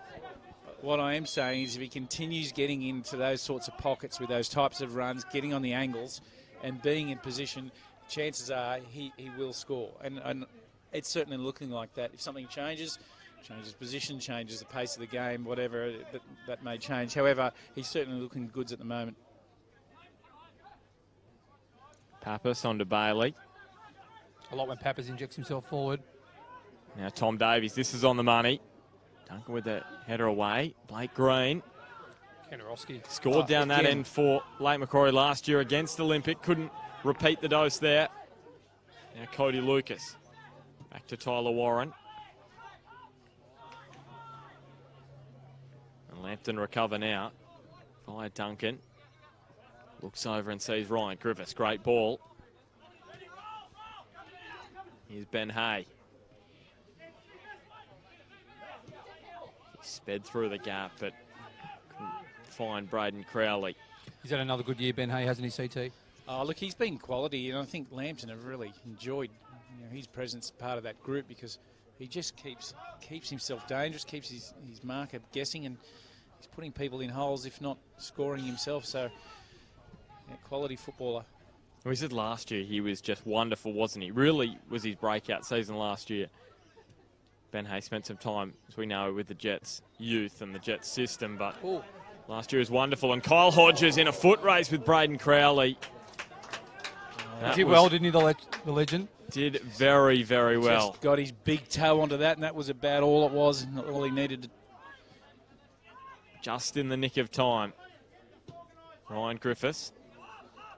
There's Tom Waller just lurking in the middle of the box. Now Reece Cooper on the turn and spin. Doesn't mind playing against Lambton Jaffas. 3 goals in his last 6, and he's crawling towards the ball. And the free kick goes against Reece Cooper. No free kick, Bart. No free kick. Well, Ryan Gallagher had the arm out to award the free kick. Play on, he's saying, mate. Look, all jokes aside there, doesn't that show the desperation and the intent of Olympic, and both sides for that matter, just making sure Great ball. they do everything they can in the cause of what is going to be looking like, hopefully for Olympic, another goal or a goal. Neat chip there from Pettit. And then Bertos back across the face. He couldn't quite angle the header back towards Cooper and also Blake Green. And look at Ridge Mapu run again. What a run. He got a clip from Lucas. Is that enough to earn a yellow card? It is. This is what we were talking about before. Ridge Mapu, he's so quick and he's low to ground. If you can't do anything, you can't get a piece of the ball, he's going to drop, you know, and it's not something he intends to do, Smudge. It's just, it's the way he runs, and he's very, very dangerous. Yeah, just like a ball, isn't it? It's just, yeah, you're exactly right. Low centre of gravity. You can knock him either side, but he stays balanced, doesn't he? So, yeah, it's a tough one. If I was defending against him, you probably need to just back off, and wait for him to have that heavy touch to take it off him. You would, and unlike the World Cup, he doesn't dive.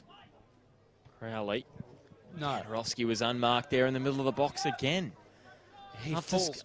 Sorry, Bart. I was just going to say, Kantorowski unmarked in the centre of the box there again. Surely after scoring once, you'd want to keep a close eye on him. Yeah, they haven't been the best on set pieces Olympic this year. There's the ball in from Waller. It's a little heavy, but Duncan puts it back into the mixer. Kantorowski, then Sessions got the boot up high. And it beats everyone. And that will do us. Gee, that 45 minutes went quick. Lambton and Hamilton creating plenty of chances in round 20 of the NPL Northern New South Wales. And probably Lambton just deserved to be in front. It was Michael Kantorowski with the opening goal after Braden Crowley put it on a dime for him from a free kick just against this left-hand sideline. And at half-time, it is the visitors, Lambton Jaffas, who head to the sheds with a 1-0 advantage. And to be honest, there's not much in this one. Yeah, you know what? If you go in there and you're Peter McGuinness, is this a bad thing? Not really, because the way his team's playing and the opportunities they've had, they're absolutely smack bang in this. So no heads will be down in that Olympic shed, Smudge. And for Lambton, yeah, should they be up? Yeah, they should. You know, 1-0 is probably fair, but there's not a whole lot in it. Yeah, exactly. And like we said before, both sides are putting a lot of pressure on the opposition's defence. And what that does, it sort of spreads the game a little bit, creating a little bit of space in midfield.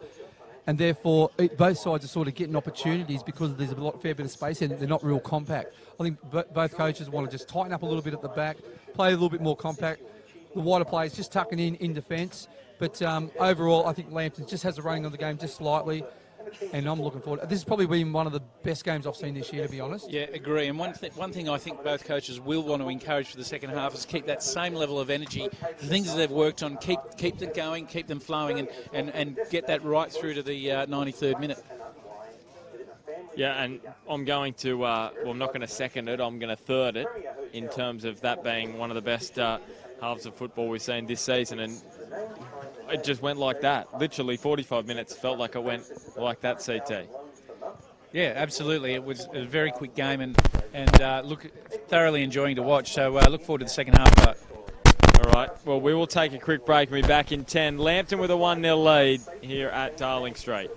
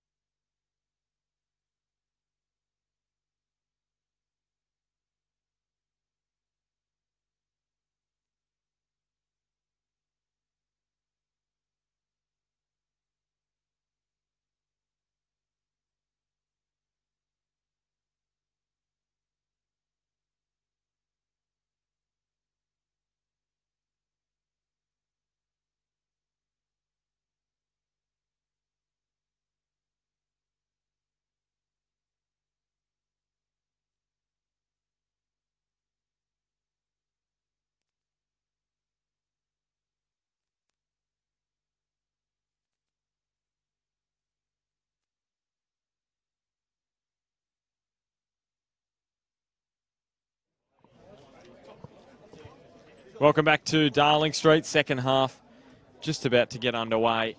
And there's the Lambton Jaffas to get us underway. The final 45 minutes in round 20 of the NPL Northern New South Wales. Lambton fighting for the premiership. Hamilton trying to keep their finals dream alive. And Smudge is with me here in the commentary box. Who do you think's best placed to claim all three this afternoon, Smudge? Lambton, and probably just deserve to be in front. Yeah, exactly. But I think you asked me who's the best place. You'd have to say Lambton. They're up 1-0 at the moment. Talking to James Pascoe just said he was very happy with his first half. However, they just need to be a little bit careful going forward because they're getting caught at the back. I'll come back to it. Scott Pettit now. That ball well off target as he tried to curl that one into the box. Yeah, he's been very happy with his shape, the intent of the plays, the commitment. But he also said we just need to be careful throwing numbers forward because they are at 1-0. If it remains that way, they win the game. So he said they just need to be a little bit more careful going forward. We're still in the intent to try and score more goals. Yeah, they won 4 straight, Lambton, and they're on a 9-match unbeaten run as Ridge Mapu gets ridden to ground. And only Broadmeadow Magic have got a better record than that in terms of across the entire season. Magic's highest unbeaten run is 10 consecutive matches. Magic also with 5 straight wins. That's the best of any side. So Lambton could equal them with a win or a draw this afternoon. It's still Charlestown leading Valentine 1-0 at the other grounds. Maitland and Lake Macquarie at 0-0. Adamstown and Edgeworth at 0-0 as well. So it's fairly tight across all grounds this afternoon.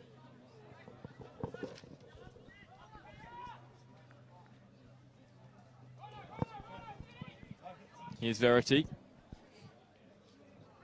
Still Nathan Verity. Almost got away from Hodges.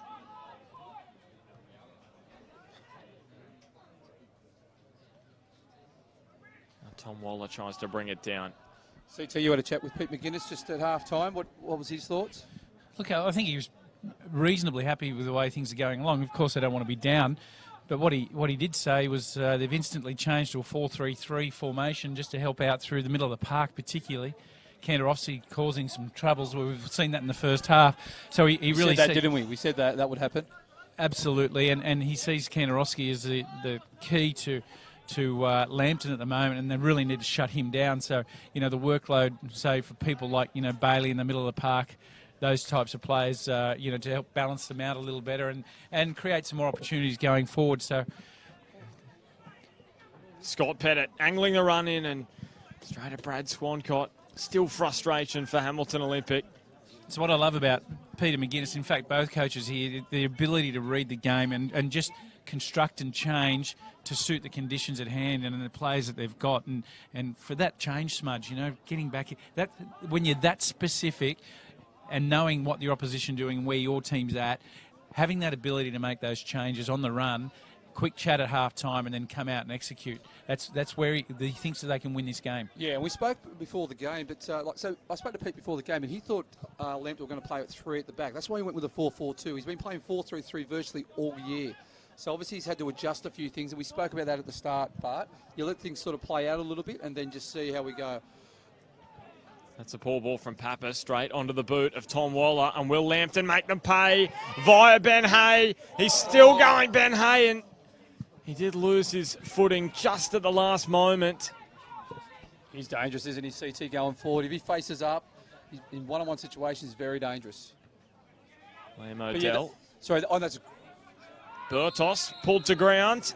Fair enough. The decision to award the free kick just outside the box. Yeah, just on McGuinness again. That's a smart move by McGuinness going to 4-3-3. We said at the start of the game, Kantarowski will be free all game, and he has been. And he's created a lot of problems, and they've had that overload in the midfield, playing like 3 or 5 across the midfield. So, well, 2 jobs here. One is he screens the back forward, and the second one is he creates an extra person in the middle of the park, and that's That's what Lambton love to see. And this one, Pettit, is doable. Swancott full guard. He scored from this kind of range in the semi-final last year. That one straight into the wall. He's appealing for handball. Ryan Gallagher obviously thinking was beside him and not in an unnatural position. And just quickly, boys, around the ground, another massive game out at Maitland today.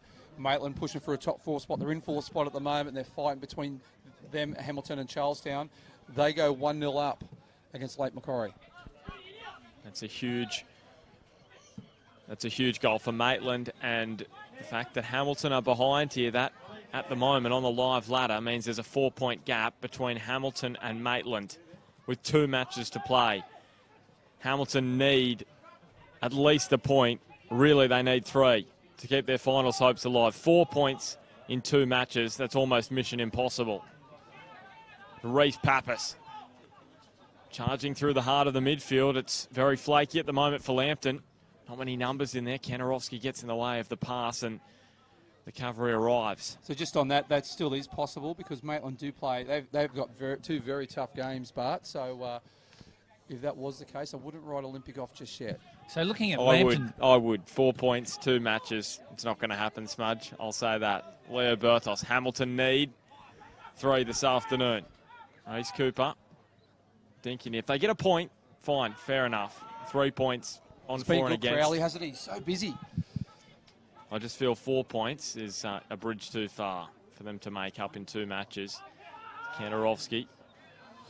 Smudge, looking at this formation for Lambton, they were at a 4-1-4-1. Now that looks like they've gone to a 4-3-3.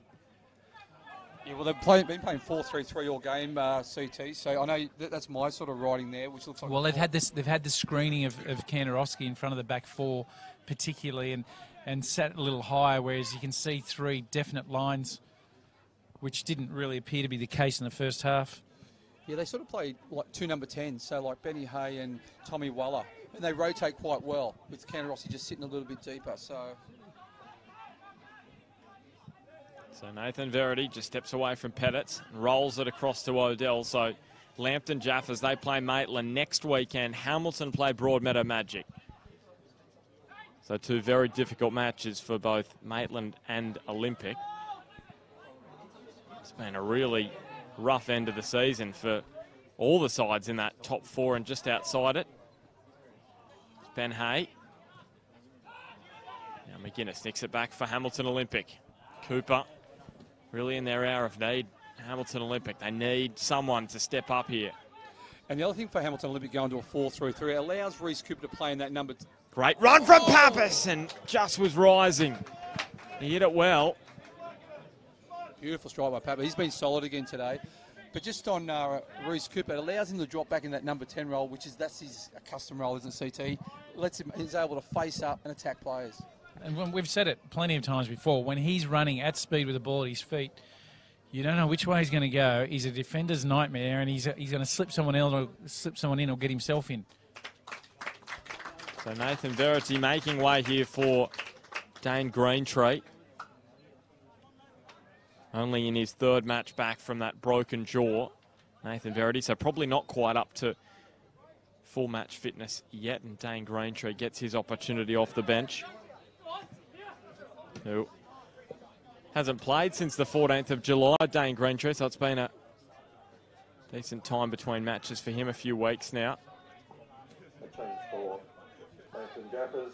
Number 4, Nathan Verity, has been replaced by number 12, Dane Greentree. Ridge Marpu under pressure from Blake Green, who's given away the foul.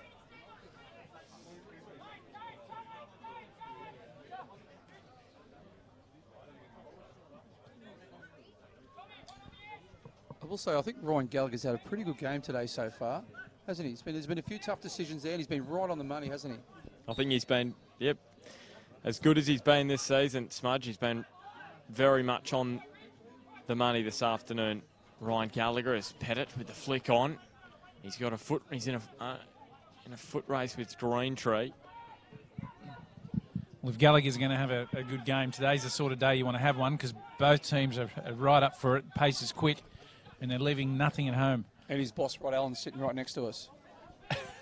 Cody Lucas.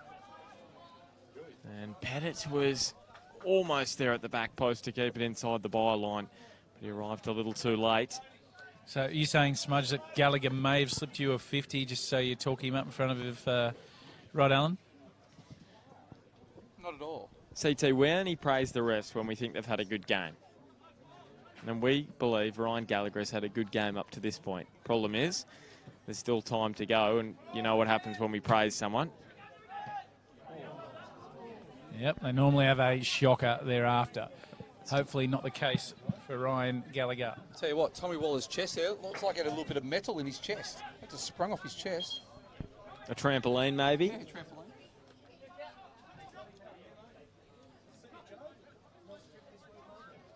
What's that left-sided protruded bone on your chest, Smudge? The most dominant, usually left side, called? What do you mean? You've stumped him, CT. It's the same as the right side. It's not uncommon for people to have a slightly larger left-sided chest bone. This is the first time Smudge has been stumped on a... You're the medical professional, Smudge. Yeah, exactly. I know. You've got me. Another great run by Braden Crowley. If he keeps this in, He will keep it in. He's got the pace to do He's got so. those great angles, hasn't he? Really dangerous moment here for Hamilton because Ryan Griffiths is sitting there at the back post. Wow. And Greentree, his body was just in the wrong place there. He couldn't quite swivel in time to sort of bump it over the byline. And again, Hamilton's back four just a little bit square, weren't they, CT? Braden Crowley's making these great runs in beyond the back four. Hard to stop. He's had a tremendous game. Like we said earlier, the angle and the timing of his runs, what makes him so difficult to mark? Now Blake Green distributes to this near side. Cody Lucas cutting in. That one straight onto the head of Marcus Duncan. And while Hamilton have probed in the second half, they haven't created a golden moment. Probably the closest they've come was that Reece Pappas strike from about 30 metres from goal. Reece Cooper just turned straight into Kantarowski there and is able to win the ball back. It was good strength from Reece Cooper. It's been kept relatively on the leash this afternoon by the Lambton defence. Here's another free kick within range for Hamilton Olympic. Really up against their bogey side. 3 wins in 17 matches against Lambton in the top flight, and they have beaten them just once in the last 7 matches, and that was earlier this year. This one sets up perfectly for Bertos. Again, Smudge, just that distance out far enough to hit, get over the wall and get it to drop. Here he is, Bertos, that one straight to Swancott. Yeah, comfortable for Swancott there. The minutes just keep ticking up for Lambton Jaffas. So coming into this match, they had gone 334 minutes without conceding. As Pappas gives away the free kick. Should say wins the free kick for Hamilton. Yeah, he felt quite awkwardly, Ryan Griffiths, didn't he there, CT? Yeah, he did, and he doesn't look like he's in a happy place right now.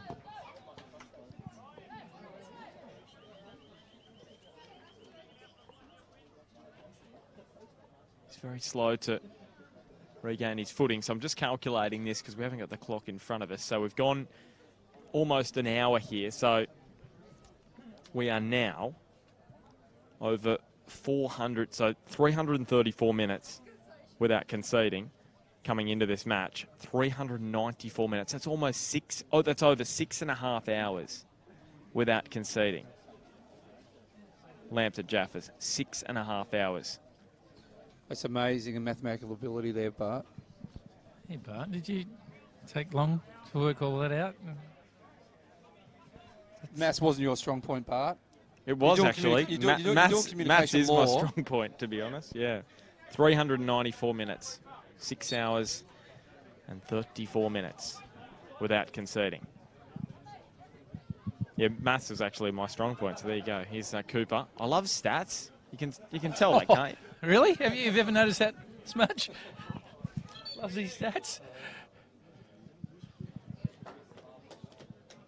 So Brad Swankett, as we mentioned, as we see Jared Sutherland replace Blake Green, who's been good this afternoon. Credit where credit's due, he has. He's created plenty of headaches down the left edge. We'll see what Jared Sutherland can do now. I think it's a good move for McGuinness. Jared Sutherland's a very attacking player. I think McGuinness, it doesn't matter if they lose 1-0 or 10-0 today, they need to push on and try and get a goal. So you're agreeing with me, Smudge? If they lose this afternoon Olympic, their finals hopes are gone. No. But, depending on other results... They'll be on life support. Let's say if Olympic lose this afternoon and Maitland win, I'm saying that Olympic their hopes are as good as gone. I know it'll be 4 points, but that's difficult. Very difficult. Because Olympic they have Magic next week at Magic, so it's going to be that's going to be another tough game. If Olympic could pull that back, they deserve to be in the finals. Tom Davies. Now to McGuinness. Now Reece Cooper. Threading it wide for Tom Davies. Dane Greentree just got there first. Really, the thing that hurt Olympic this year was just that slow start to the year. They've been pretty good since those opening 6 matches. But it's just been inconsistency. Bailey trying to swivel. They're looking to make it 4 matches unbeaten with either victory or a draw this afternoon, which would be the first time they've gone 4 matches unbeaten this year, Hamilton. So it just shows you how inconsistent they've been. Waller now. On to Ridge Marpu. Cody Lucas keeping a watchful eye over him. And he has another nibble there, Cody Lucas. He's on a yellow card. He's got to be careful. You know what? He's done so well, Cody Lucas, and he's forced Ridge Marpu to go away from goal. He didn't actually have to make the tackle, ACT. He could have just pushed him into the corner, which he did, but he put his foot out. He didn't have to do that. No, I agree, Smudge. He didn't need to do that. And now this is better than a corner because it comes off the corner flag. Gives him the opportunity for his teammates to attack the ball. So they charge forward, get something on it. Another great ball in from Crowley. Just like that. And Marcus Duncan, those two were teammates at Northcote City a few years ago in the Victorian NPL. Actually went down to watch one of their games. I didn't just go to watch them. I was actually in Melbourne, and that was the closest game. Northcote City versus Richmond in the NPL Victoria. Tell you what, there's other things to do in Melbourne while you're down there. Here's Bailey. Yeah, like what, Smudge? Like what? There's plenty of things. Go watch a play. I'm not that kind of person. Theatre? A bit of musical theatre. I'm not quite that type. Oh, Kantarowski. Oh, almost with the spin and turn. And now Jacob Bailey, who was the hero for Olympic last week. On that occasion, he couldn't thread it through. And Griffiths puts it through. Crowley is offside. He doesn't quite know yet. Tyler Warren. Well, he had a howler a couple of weeks ago. That one's perfect. Oh, what happened? I missed it. I just seen him hit He's the caught net. his boot on the side netting and he went down. Fumbled his own feet there. Oh, it's called being hit by the Phantom. The sniper. That's it. Here's Pappas.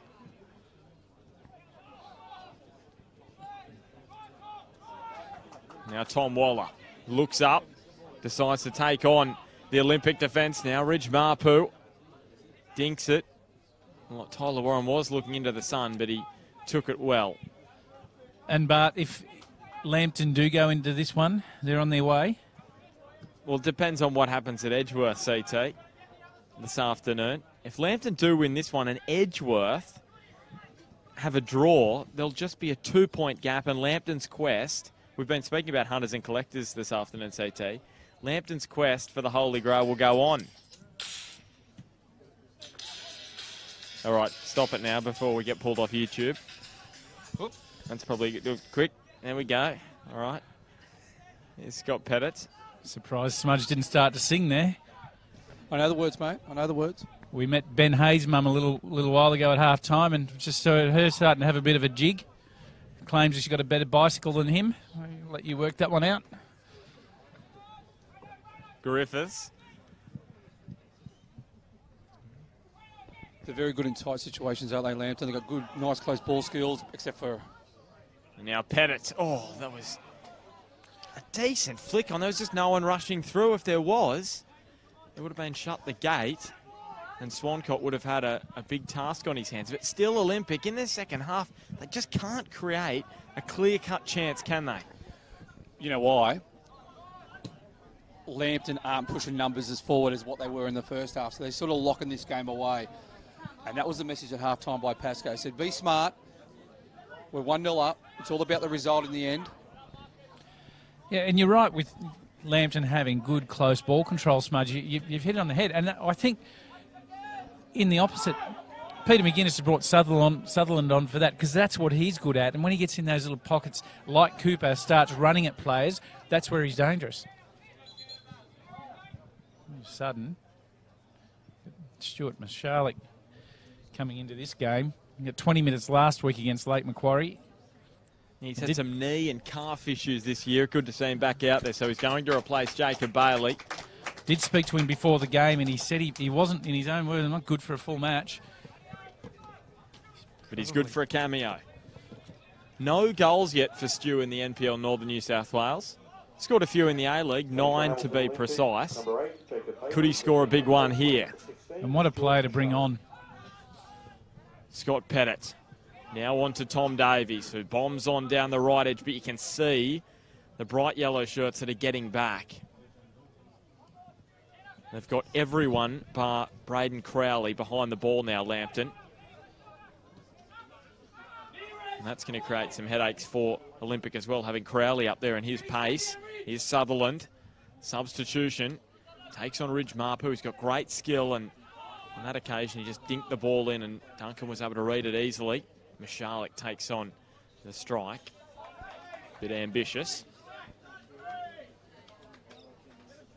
So, Adamstown and Edgeworth locked at 0-0. Is the hand that we were saying, Smudge, that Edgeworth had on the trophy, is the grip just loosening a little bit? Not at all. I think the grip's fairly tight. I think they'll be peppering the goal at Adamstown. I could be wrong, but Adamstown had a few players out today, and you know what Edgeworth are like in the final 15 minutes. Yeah, they've been good this year, not quite as good as they were last year, but they did the job last week against Maitland in the final 15, equalising. Here's Scott Pettit. But Adamstown continue to cause upsets this year. So I wouldn't write them off. Adamstown Rosebud. Been terrific this year, the Rosebuds. Now Tom Davies. Trying to get up and around Dane Greentree. Just across the line.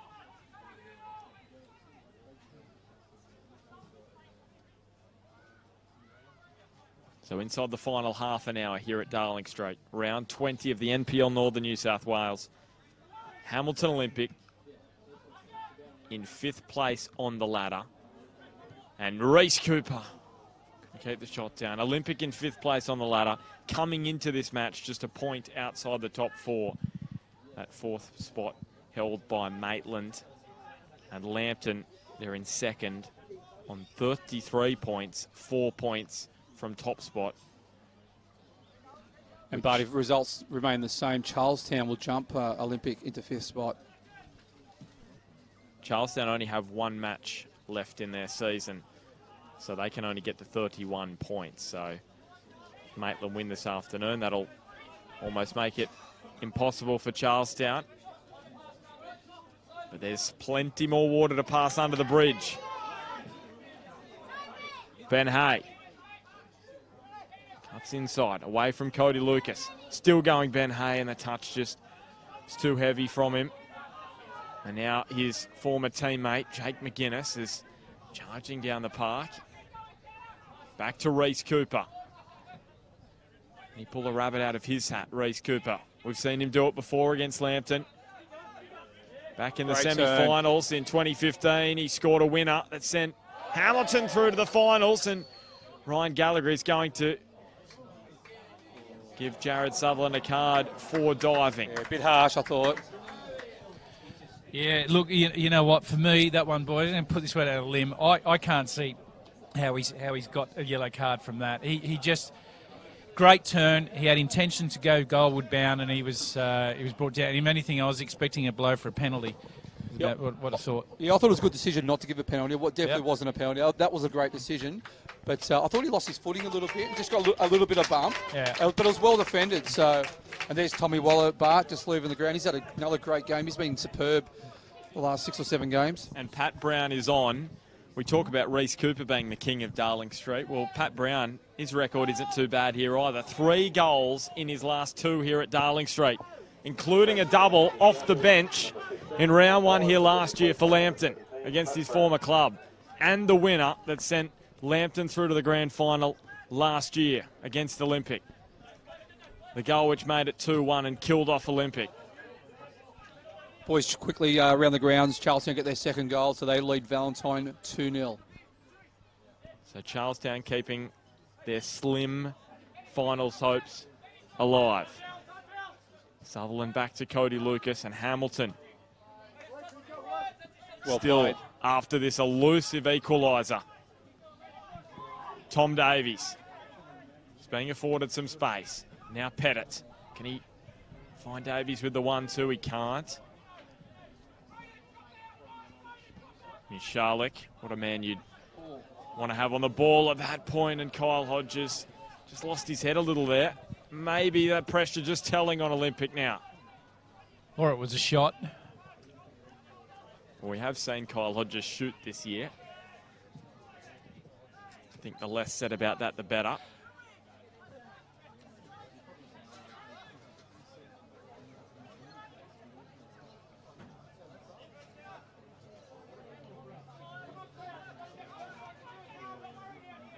Michalek straight to Kandarovski. And it's his goal that separates the two sides. Crowley's free kick and Michael Kandarovski's header. The difference here with the 1-0 lead for the Jaffas as Greentree smothers that attempted ball from Davies, and they get in a bit of a tangle. And out comes the card for Greentree. The first card of the afternoon for a Jaffas player. Yeah, just back to that incident down the other end of the park, Smudge. I wasn't referring to that it should have been a penalty. I think a good call not to be a penalty, but I certainly don't think it warranted a yellow card for Sutherland. You're right, agreed. he did stumble, and he maybe copped a little bit, but I just couldn't see a dive in that. I understand what you're saying. You're saying there was more chance of a penalty than a yellow card for a dive. That's well, where, when I where heard you're the coming whistle, from. that's what I thought it was going to be, not the other way around. And would have been surprised at a penalty because I didn't think it was that, as Smudge has pointed out. I've pointed out quite a few things to you today, haven't I, CT? Sutherland, now that deserves a free kick. Ridge Marpu had a big tug of his shirt. Fair enough. Yeah, you're right, Shane Price screaming out from the bench. He's not impressed, but I must say I thought there was enough in that to warrant a free kick. Pricey might disagree with me, but could it be a decisive decision? No. Yeah, and you have pointed a lot of things out to me this afternoon, Smudge, and most of them not related to football or this game in general.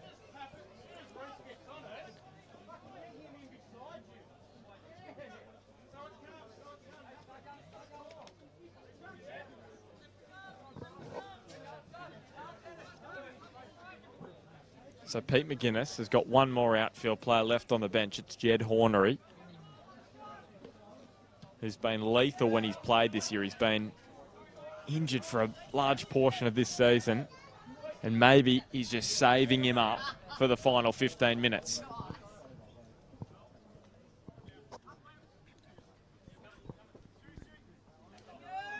Which we are now inside. So this final 15.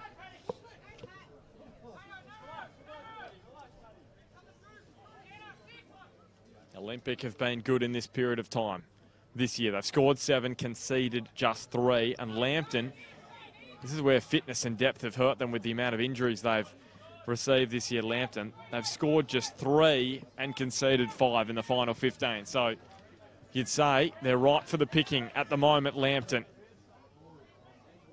This is Olympics moment to find a goal, maybe a couple, to save their season. McGuinness's ball lacked purpose and was just lobbed in there, and Lambton dealt with that easily.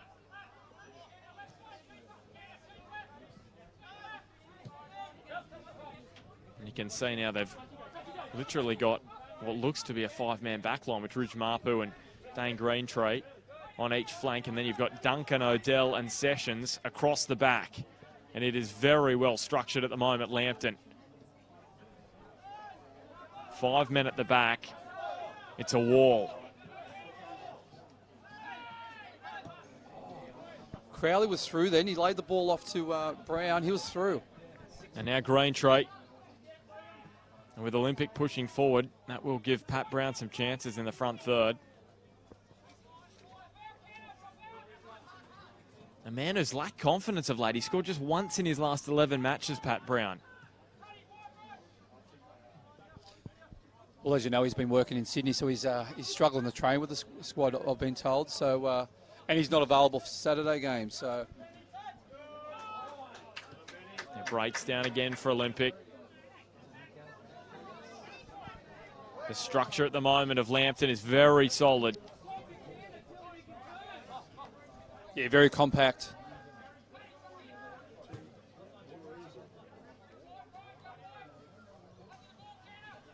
Here is Pappas, angling the pass to McGuinness. And now to Scott Pettit. I'd like to see McGuinness throw a few numbers forward. They've got like 5 plays versus 1 Lambton player at the back here. Pappas again, and Duncan with a powerful header away. Hamilton applying the blowtorch, but they just can't find that killer ball yet. Cody Lucas chips it straight onto the head of Sessions. It's big numbers in attendance for Lambton. Now Sutherland, he couldn't quite get there in front They've of... got everyone back, haven't they, except for Braden Crowley up front. So very congested. Sorry, Here's Bart. Reece Cooper. Does he take on the strike himself? Well blocked by Hay, but it will be a corner.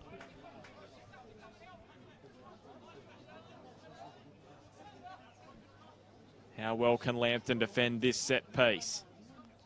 Well, if this is a bus smudge, if it's a bus, it's a Mercedes-Benz because they look organised. And it's been parked very well at the moment. Crowley chests it down. And now Dane Greentree. And that one just eludes Crowley. He's disappointed with the service.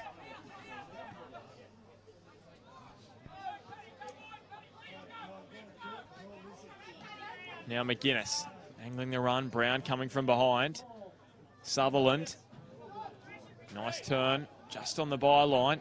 Great ball, McGuinness. Lovely, neat interplay between Sutherland and McGuinness. Sutherland goes to ground again. Just bumped off balance. Not enough to warrant a penalty kick. Pappas.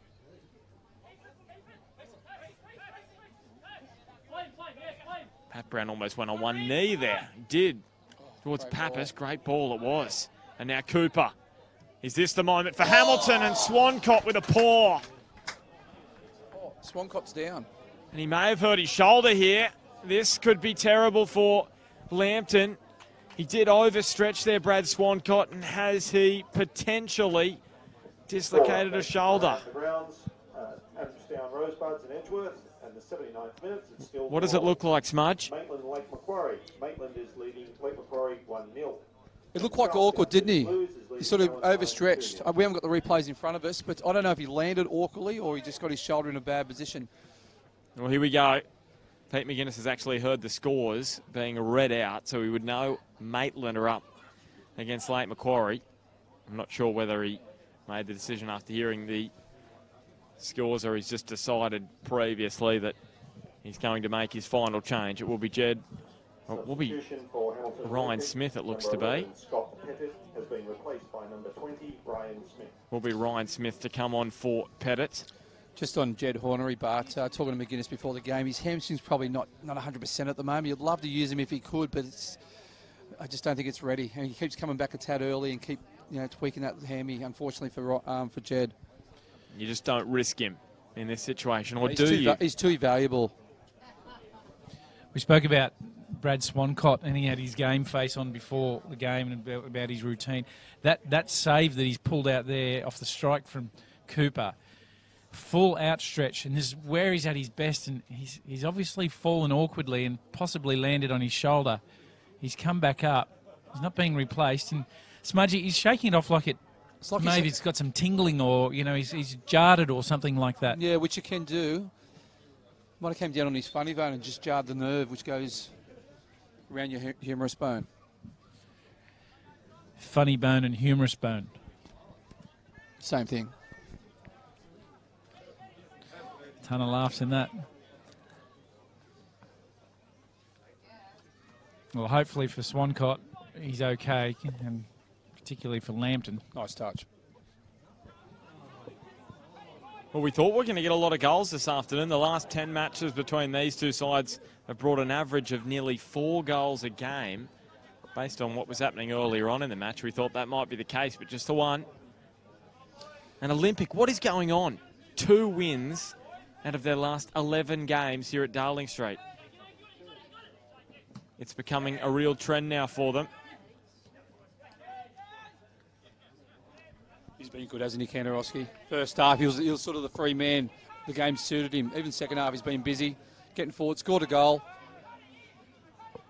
Yeah, he has. He's been sensational for Lambton, and you're right. He was roaming almost free at points, but he created that himself, getting a good pocket sitting in front of the front 4.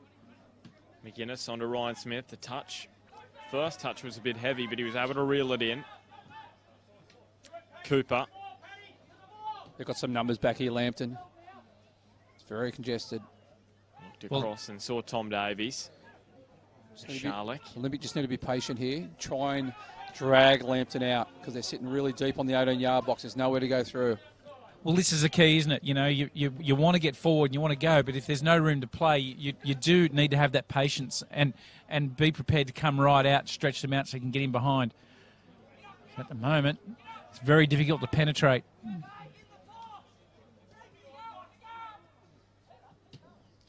Here is Cooper. Made to chase 10 men behind the ball for Lambton. Make it 11. And even Lambton's back 4, they're just sitting, aren't they? They're really trying to lock this game away. Great turn by McGuinness. And now McGuinness, that one straight to Swancott, who just gives his left arm a bit of a shake. Looks like his wrist. He might have fell awkwardly on his wrist. Yeah, it may have been. And Daniel March was warming up on the sideline, so he was very much ready to head out there. If I was Pascoe, I'd probably just keep his subs as is at the moment, just in case Swancott struggles to finish out the game. But he's looking pretty good at the moment. He's got a couple of youngsters on the bench in Halpin and Bozanowski. Also Daniel March, so see what happens. Sutherland somehow wins the ball back, dinked over the top, and Swancott, has he taken him to ground? No, says Gallagher. And it will be a goal kick in the end. Pete McGuinness is livid with that decision. I thought at least it would have been a corner, surely. Didn't it come off Swancott last? Well, Swancott was like a little kid with his hand in the cookie jar that just got caught. He had a look of, I didn't do anything wrong, sir. And butter wouldn't melt in his mouth. He just played that off like it was perfect. And the linesman on the far side had full view of that, so I think he might have waved it away as well. And now Leo Bertos. All of a sudden, Lambton haven't got as many men behind the ball. Can they make them pay? McGuinness hits it, and it's straight at Swancott again. It was bobbling. He got down low. McGuinness won't be happy with that. He had the perfect opportunity to put a strike on just on the edge of the box. Just didn't get it cleanly, Smudge. It just bobbled on him a little bit, but gee, he would love to have got that out of the instep and just driven it home. And it was a great opportunity for Hamilton because Lambton for the first time in a matter like in 10 or so. Oh. And Michalek tried to go with the outside of his boot. Pat Brown, he did see Tyler Warren off his line, but he backtracked quickly enough. Yeah, Lambton pushed numbers forward, and all of a sudden they got caught at the back for the first time in a good 15 or so minutes. And Pascoe was just telling his side that to calm down. And Brown tries to win the ball back, and McGuinness gives away the free kick. Did he do a lot wrong there, Jake McGuinness? I don't think he did. No, I don't think so either. He certainly didn't foul anything that I saw.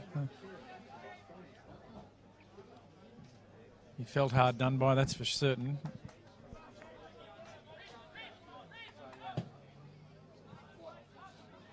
That one looks like it'll fall. Well, it won't fall for Pappas. Instead, Great Dane Greentree. Scores from the other ground, Smudge. Adamstown and Edgeworth still at 0-0 with 8 minutes to go. Lambton 1-0 over Hamilton. Maitland 1-0 over Lakes. Charlestown 2-0 over Valentine. So it'll just be a 2-point gap between the top two if the scores remain the same.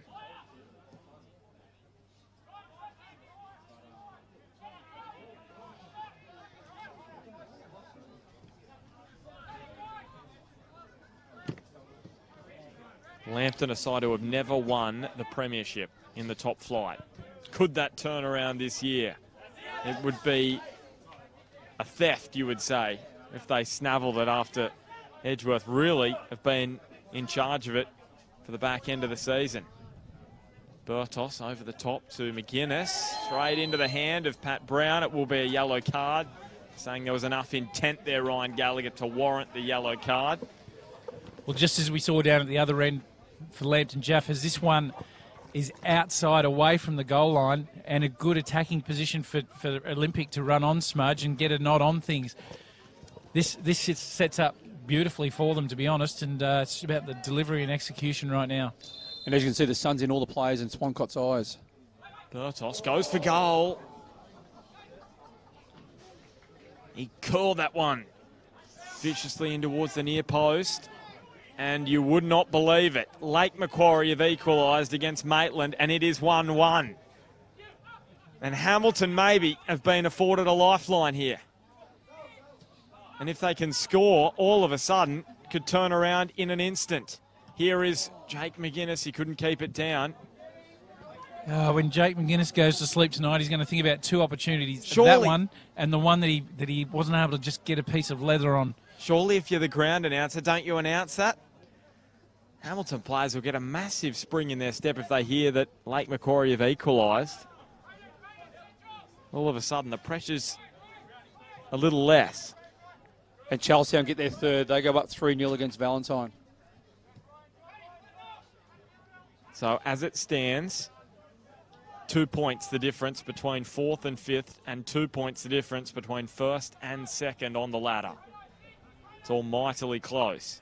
So the race for the top four is still well and truly on, as is the race for the premiership. That's the live ladder. And Ben Hay bursting away. Michalek, it looked as though he may have got enough to slow his momentum. He didn't. And Hay's ball is heavy. Crowley will track it down.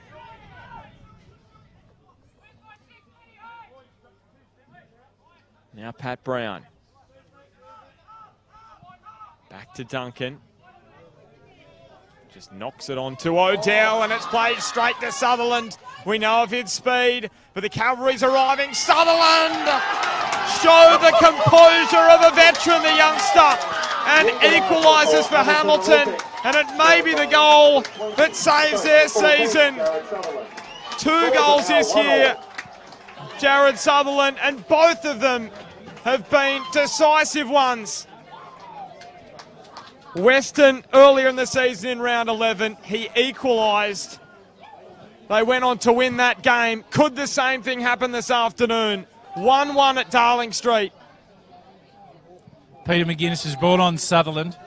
He had him out on the left-hand side 5 minutes ago. He's called him into the middle of the park up front. He steals an opportunity. It was all about his first touch. It went high. Then it was about his second touch. Got on control, dragged it slightly away from his defender. Out towards an oncoming Swancott, and gee, he finished that well. That's a quality finish, quality adjustment from McGuinness. And in the end, Smudge, something that season, chances are, opportunities and goals like that are season changing. It's turned 180 degrees in the last 5 minutes, the top 4 race. It's just 1 point separating Olympic and Maitland again. Lake Macquarie equalising at Maitland, Hamilton equalising here against Lambton, and the hunt goes on for a second. Burtos. They just refuse to say die Hamilton Olympic this season. A shocking start to the year, but they've responded. And again here this afternoon, down 1-0 heading into the dying minutes, and they've equalised.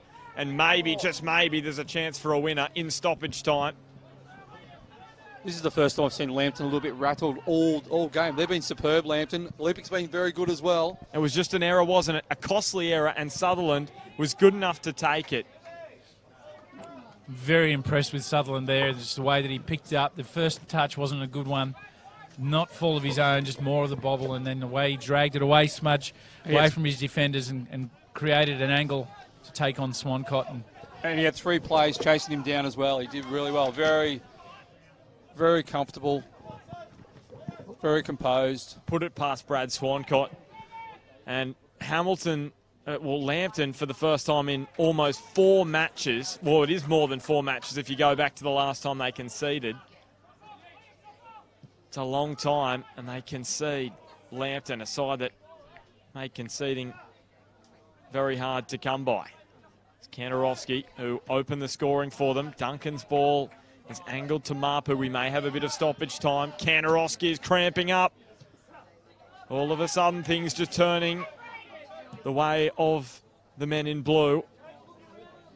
It's a long, raking ball to Ryan Griffiths. Into the middle. Crowley's unknocked, and he's put it wide. He can't believe it, Braden Crowley. Open goal at the back post, basically. Great ball by Ryan Griffiths. Wasn't it a quality cross? Brilliant ball. And you know what? Of all people, Crowley, you just would expect him. It was sitting there like a peach. To be taken. Just quietly, I'll tell the other person to be very happy at the moment, even though they're a draw, will be Damien Zane. And the free kick goes Olympic's way. This could be one of the last moments of the game. Damien Zane would be very happy because it means they still have a 3-point gap.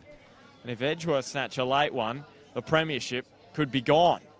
It'd be a 4-point gap, Bart. If they both have a draw. If Edgeworth get a late winner, it'll be a 6-point gap. That's what I was saying. Oh, okay. So Reece Pappas. Now we remember what he did from this kind of range against Valentine. Is it deja vu? Oh, almost. Well, the question was, if that was 3 inches lower, was Swancott beaten? Maybe. He's not going to admit that. But no, he was beaten, yeah. Beautifully taken ball, beautifully taken free kick. Well, it's been a pulsating showdown between 2 of the heavyweights. Marcus Duncan up and over the top for Crowley. So time keeps ticking. We have had a little bit of time added on. We have a fair amount of time to be added on due to the injury. Swancott was down for a fair amount of time. Dane Greentree cuts inside. Squares it up to Hay. Ryan Smith arrived to put the pressure on. And now Duncan with the delivery into the back. Well, Reece Cooper straight into his former teammate. Oh. And that will do us this afternoon. A cracking 90 minutes of football, end to end. Lambton opened the scoring in the first half via Michael Kantorowski after Braden Crowley put it on a dime. And then late in the match, Jared Sutherland showed superb composure beyond his years to equalise for Hamilton Olympic and keep their finals hopes alive. That's Lambton's 10th match unbeaten consecutively. That's a season record. They equal Broadmeadow Magic on that mark. while Hamilton, that's 4 matches unbeaten for them. And the 4th straight match at Darling Street that Hamilton have been unable to beat Lambton. It's an incredible record that the Jaffas have against Olympic, but that will matter little to Olympic this afternoon because their finals hopes, their finals ambitions are well and truly alive. Full time at Darling Street, Hamilton Olympic 1, Lambton Jaffas 1. And I'm going to say it, boys, that was the best 90 minutes we've watched this year. Yeah, I tend to agree. I thought that was a tremendous game of football. Both sides 100% committed, weren't they, CT? I thought if you look at the overall course of the game, I thought Lambton was just a tad better than Olympic. The scoreline could have been something like 5-4, 5-all. But credit to Hamilton Olympic, fight back. I think McGuinness done very well to change his shape back to his accustomed shape, 4-3-3, playing against the 4-3-3 for Lambton. And I thought overall, fair result. Yeah, and we spoke about McGuinness and that change that he made, doing exactly that. And his ability to see the way that the game went and change it up to suit really brought them back into the game. I agree with you, Smudge. Lambton probably shaded it. However, in the end, it seemed like Olympic just, were coming back into it, particularly when Lambton were sitting in nice and deep. It was a matter of them being able to open them up and get in behind. You know what? In the end, I believe a 1-1 result's a fair one. It could have been a 3-3, and that would still be fair because of the amount of opportunities they had. But all in all, boys, as you said, Bart, very, very happy with such an entertaining game and probably the best we've seen this year. And the premiership race has totally turned 180 degrees. It was a 2-point gap with about 10 minutes ago. It's now a 6-point gap. Edgeworth have scored late against Adamstown. They just do it constantly, don't they? And this is why they have won 3 premierships straight and why they are odds on to make it a 4th straight premiership. Well, we've seen so many changes in the last 10 minutes of what could have been the top 4 and then a late goal then from Edgeworth. You know what? Edgeworth deserve to be where they're at. There's no doubt about that. And Damien Zane, the whole group, Warren Mills, the committee, everything they do about the way they've gone about their business, congratulations to them. And I think truly, they're where they deserve to be. This game here has had it all this afternoon. We've witnessed it. It's been end-to-end. The whole time it's been action-packed, and we've loved this game today because it's just something that you don't see week in, week out. So much on the line for these two teams, Bart. And to be honest with you, very, very enjoyable. And we see Damien Smith has brought up Reece Cooper. Reece, congratulations on a late comeback. This keeps you guys alive in the top 4.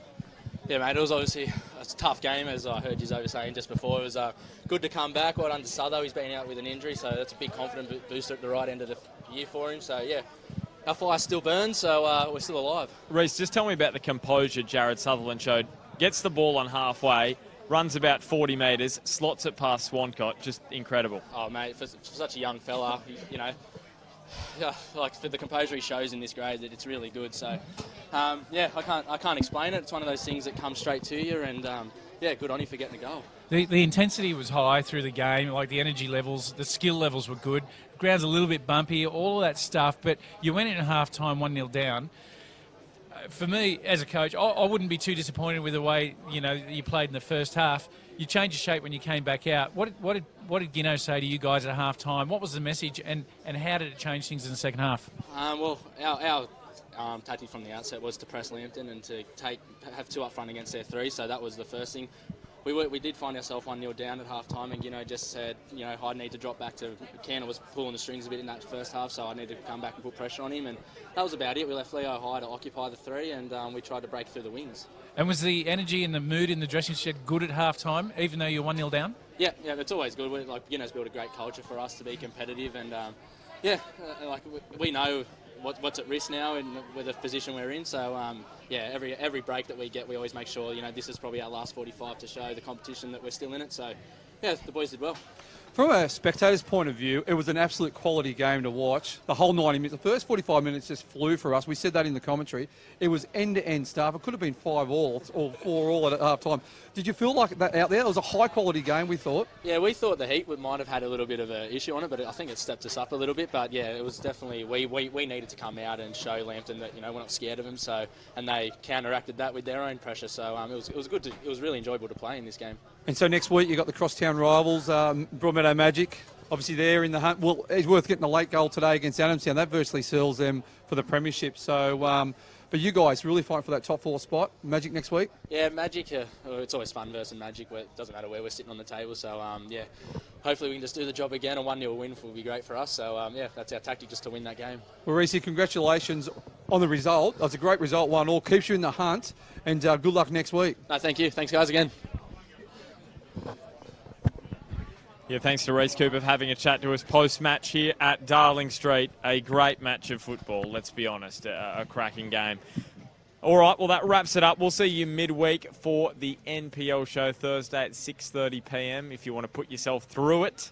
Full-time it finished here at Darling Street. It was Hamilton Olympic and Lambton Jaffas, locked at 1-1.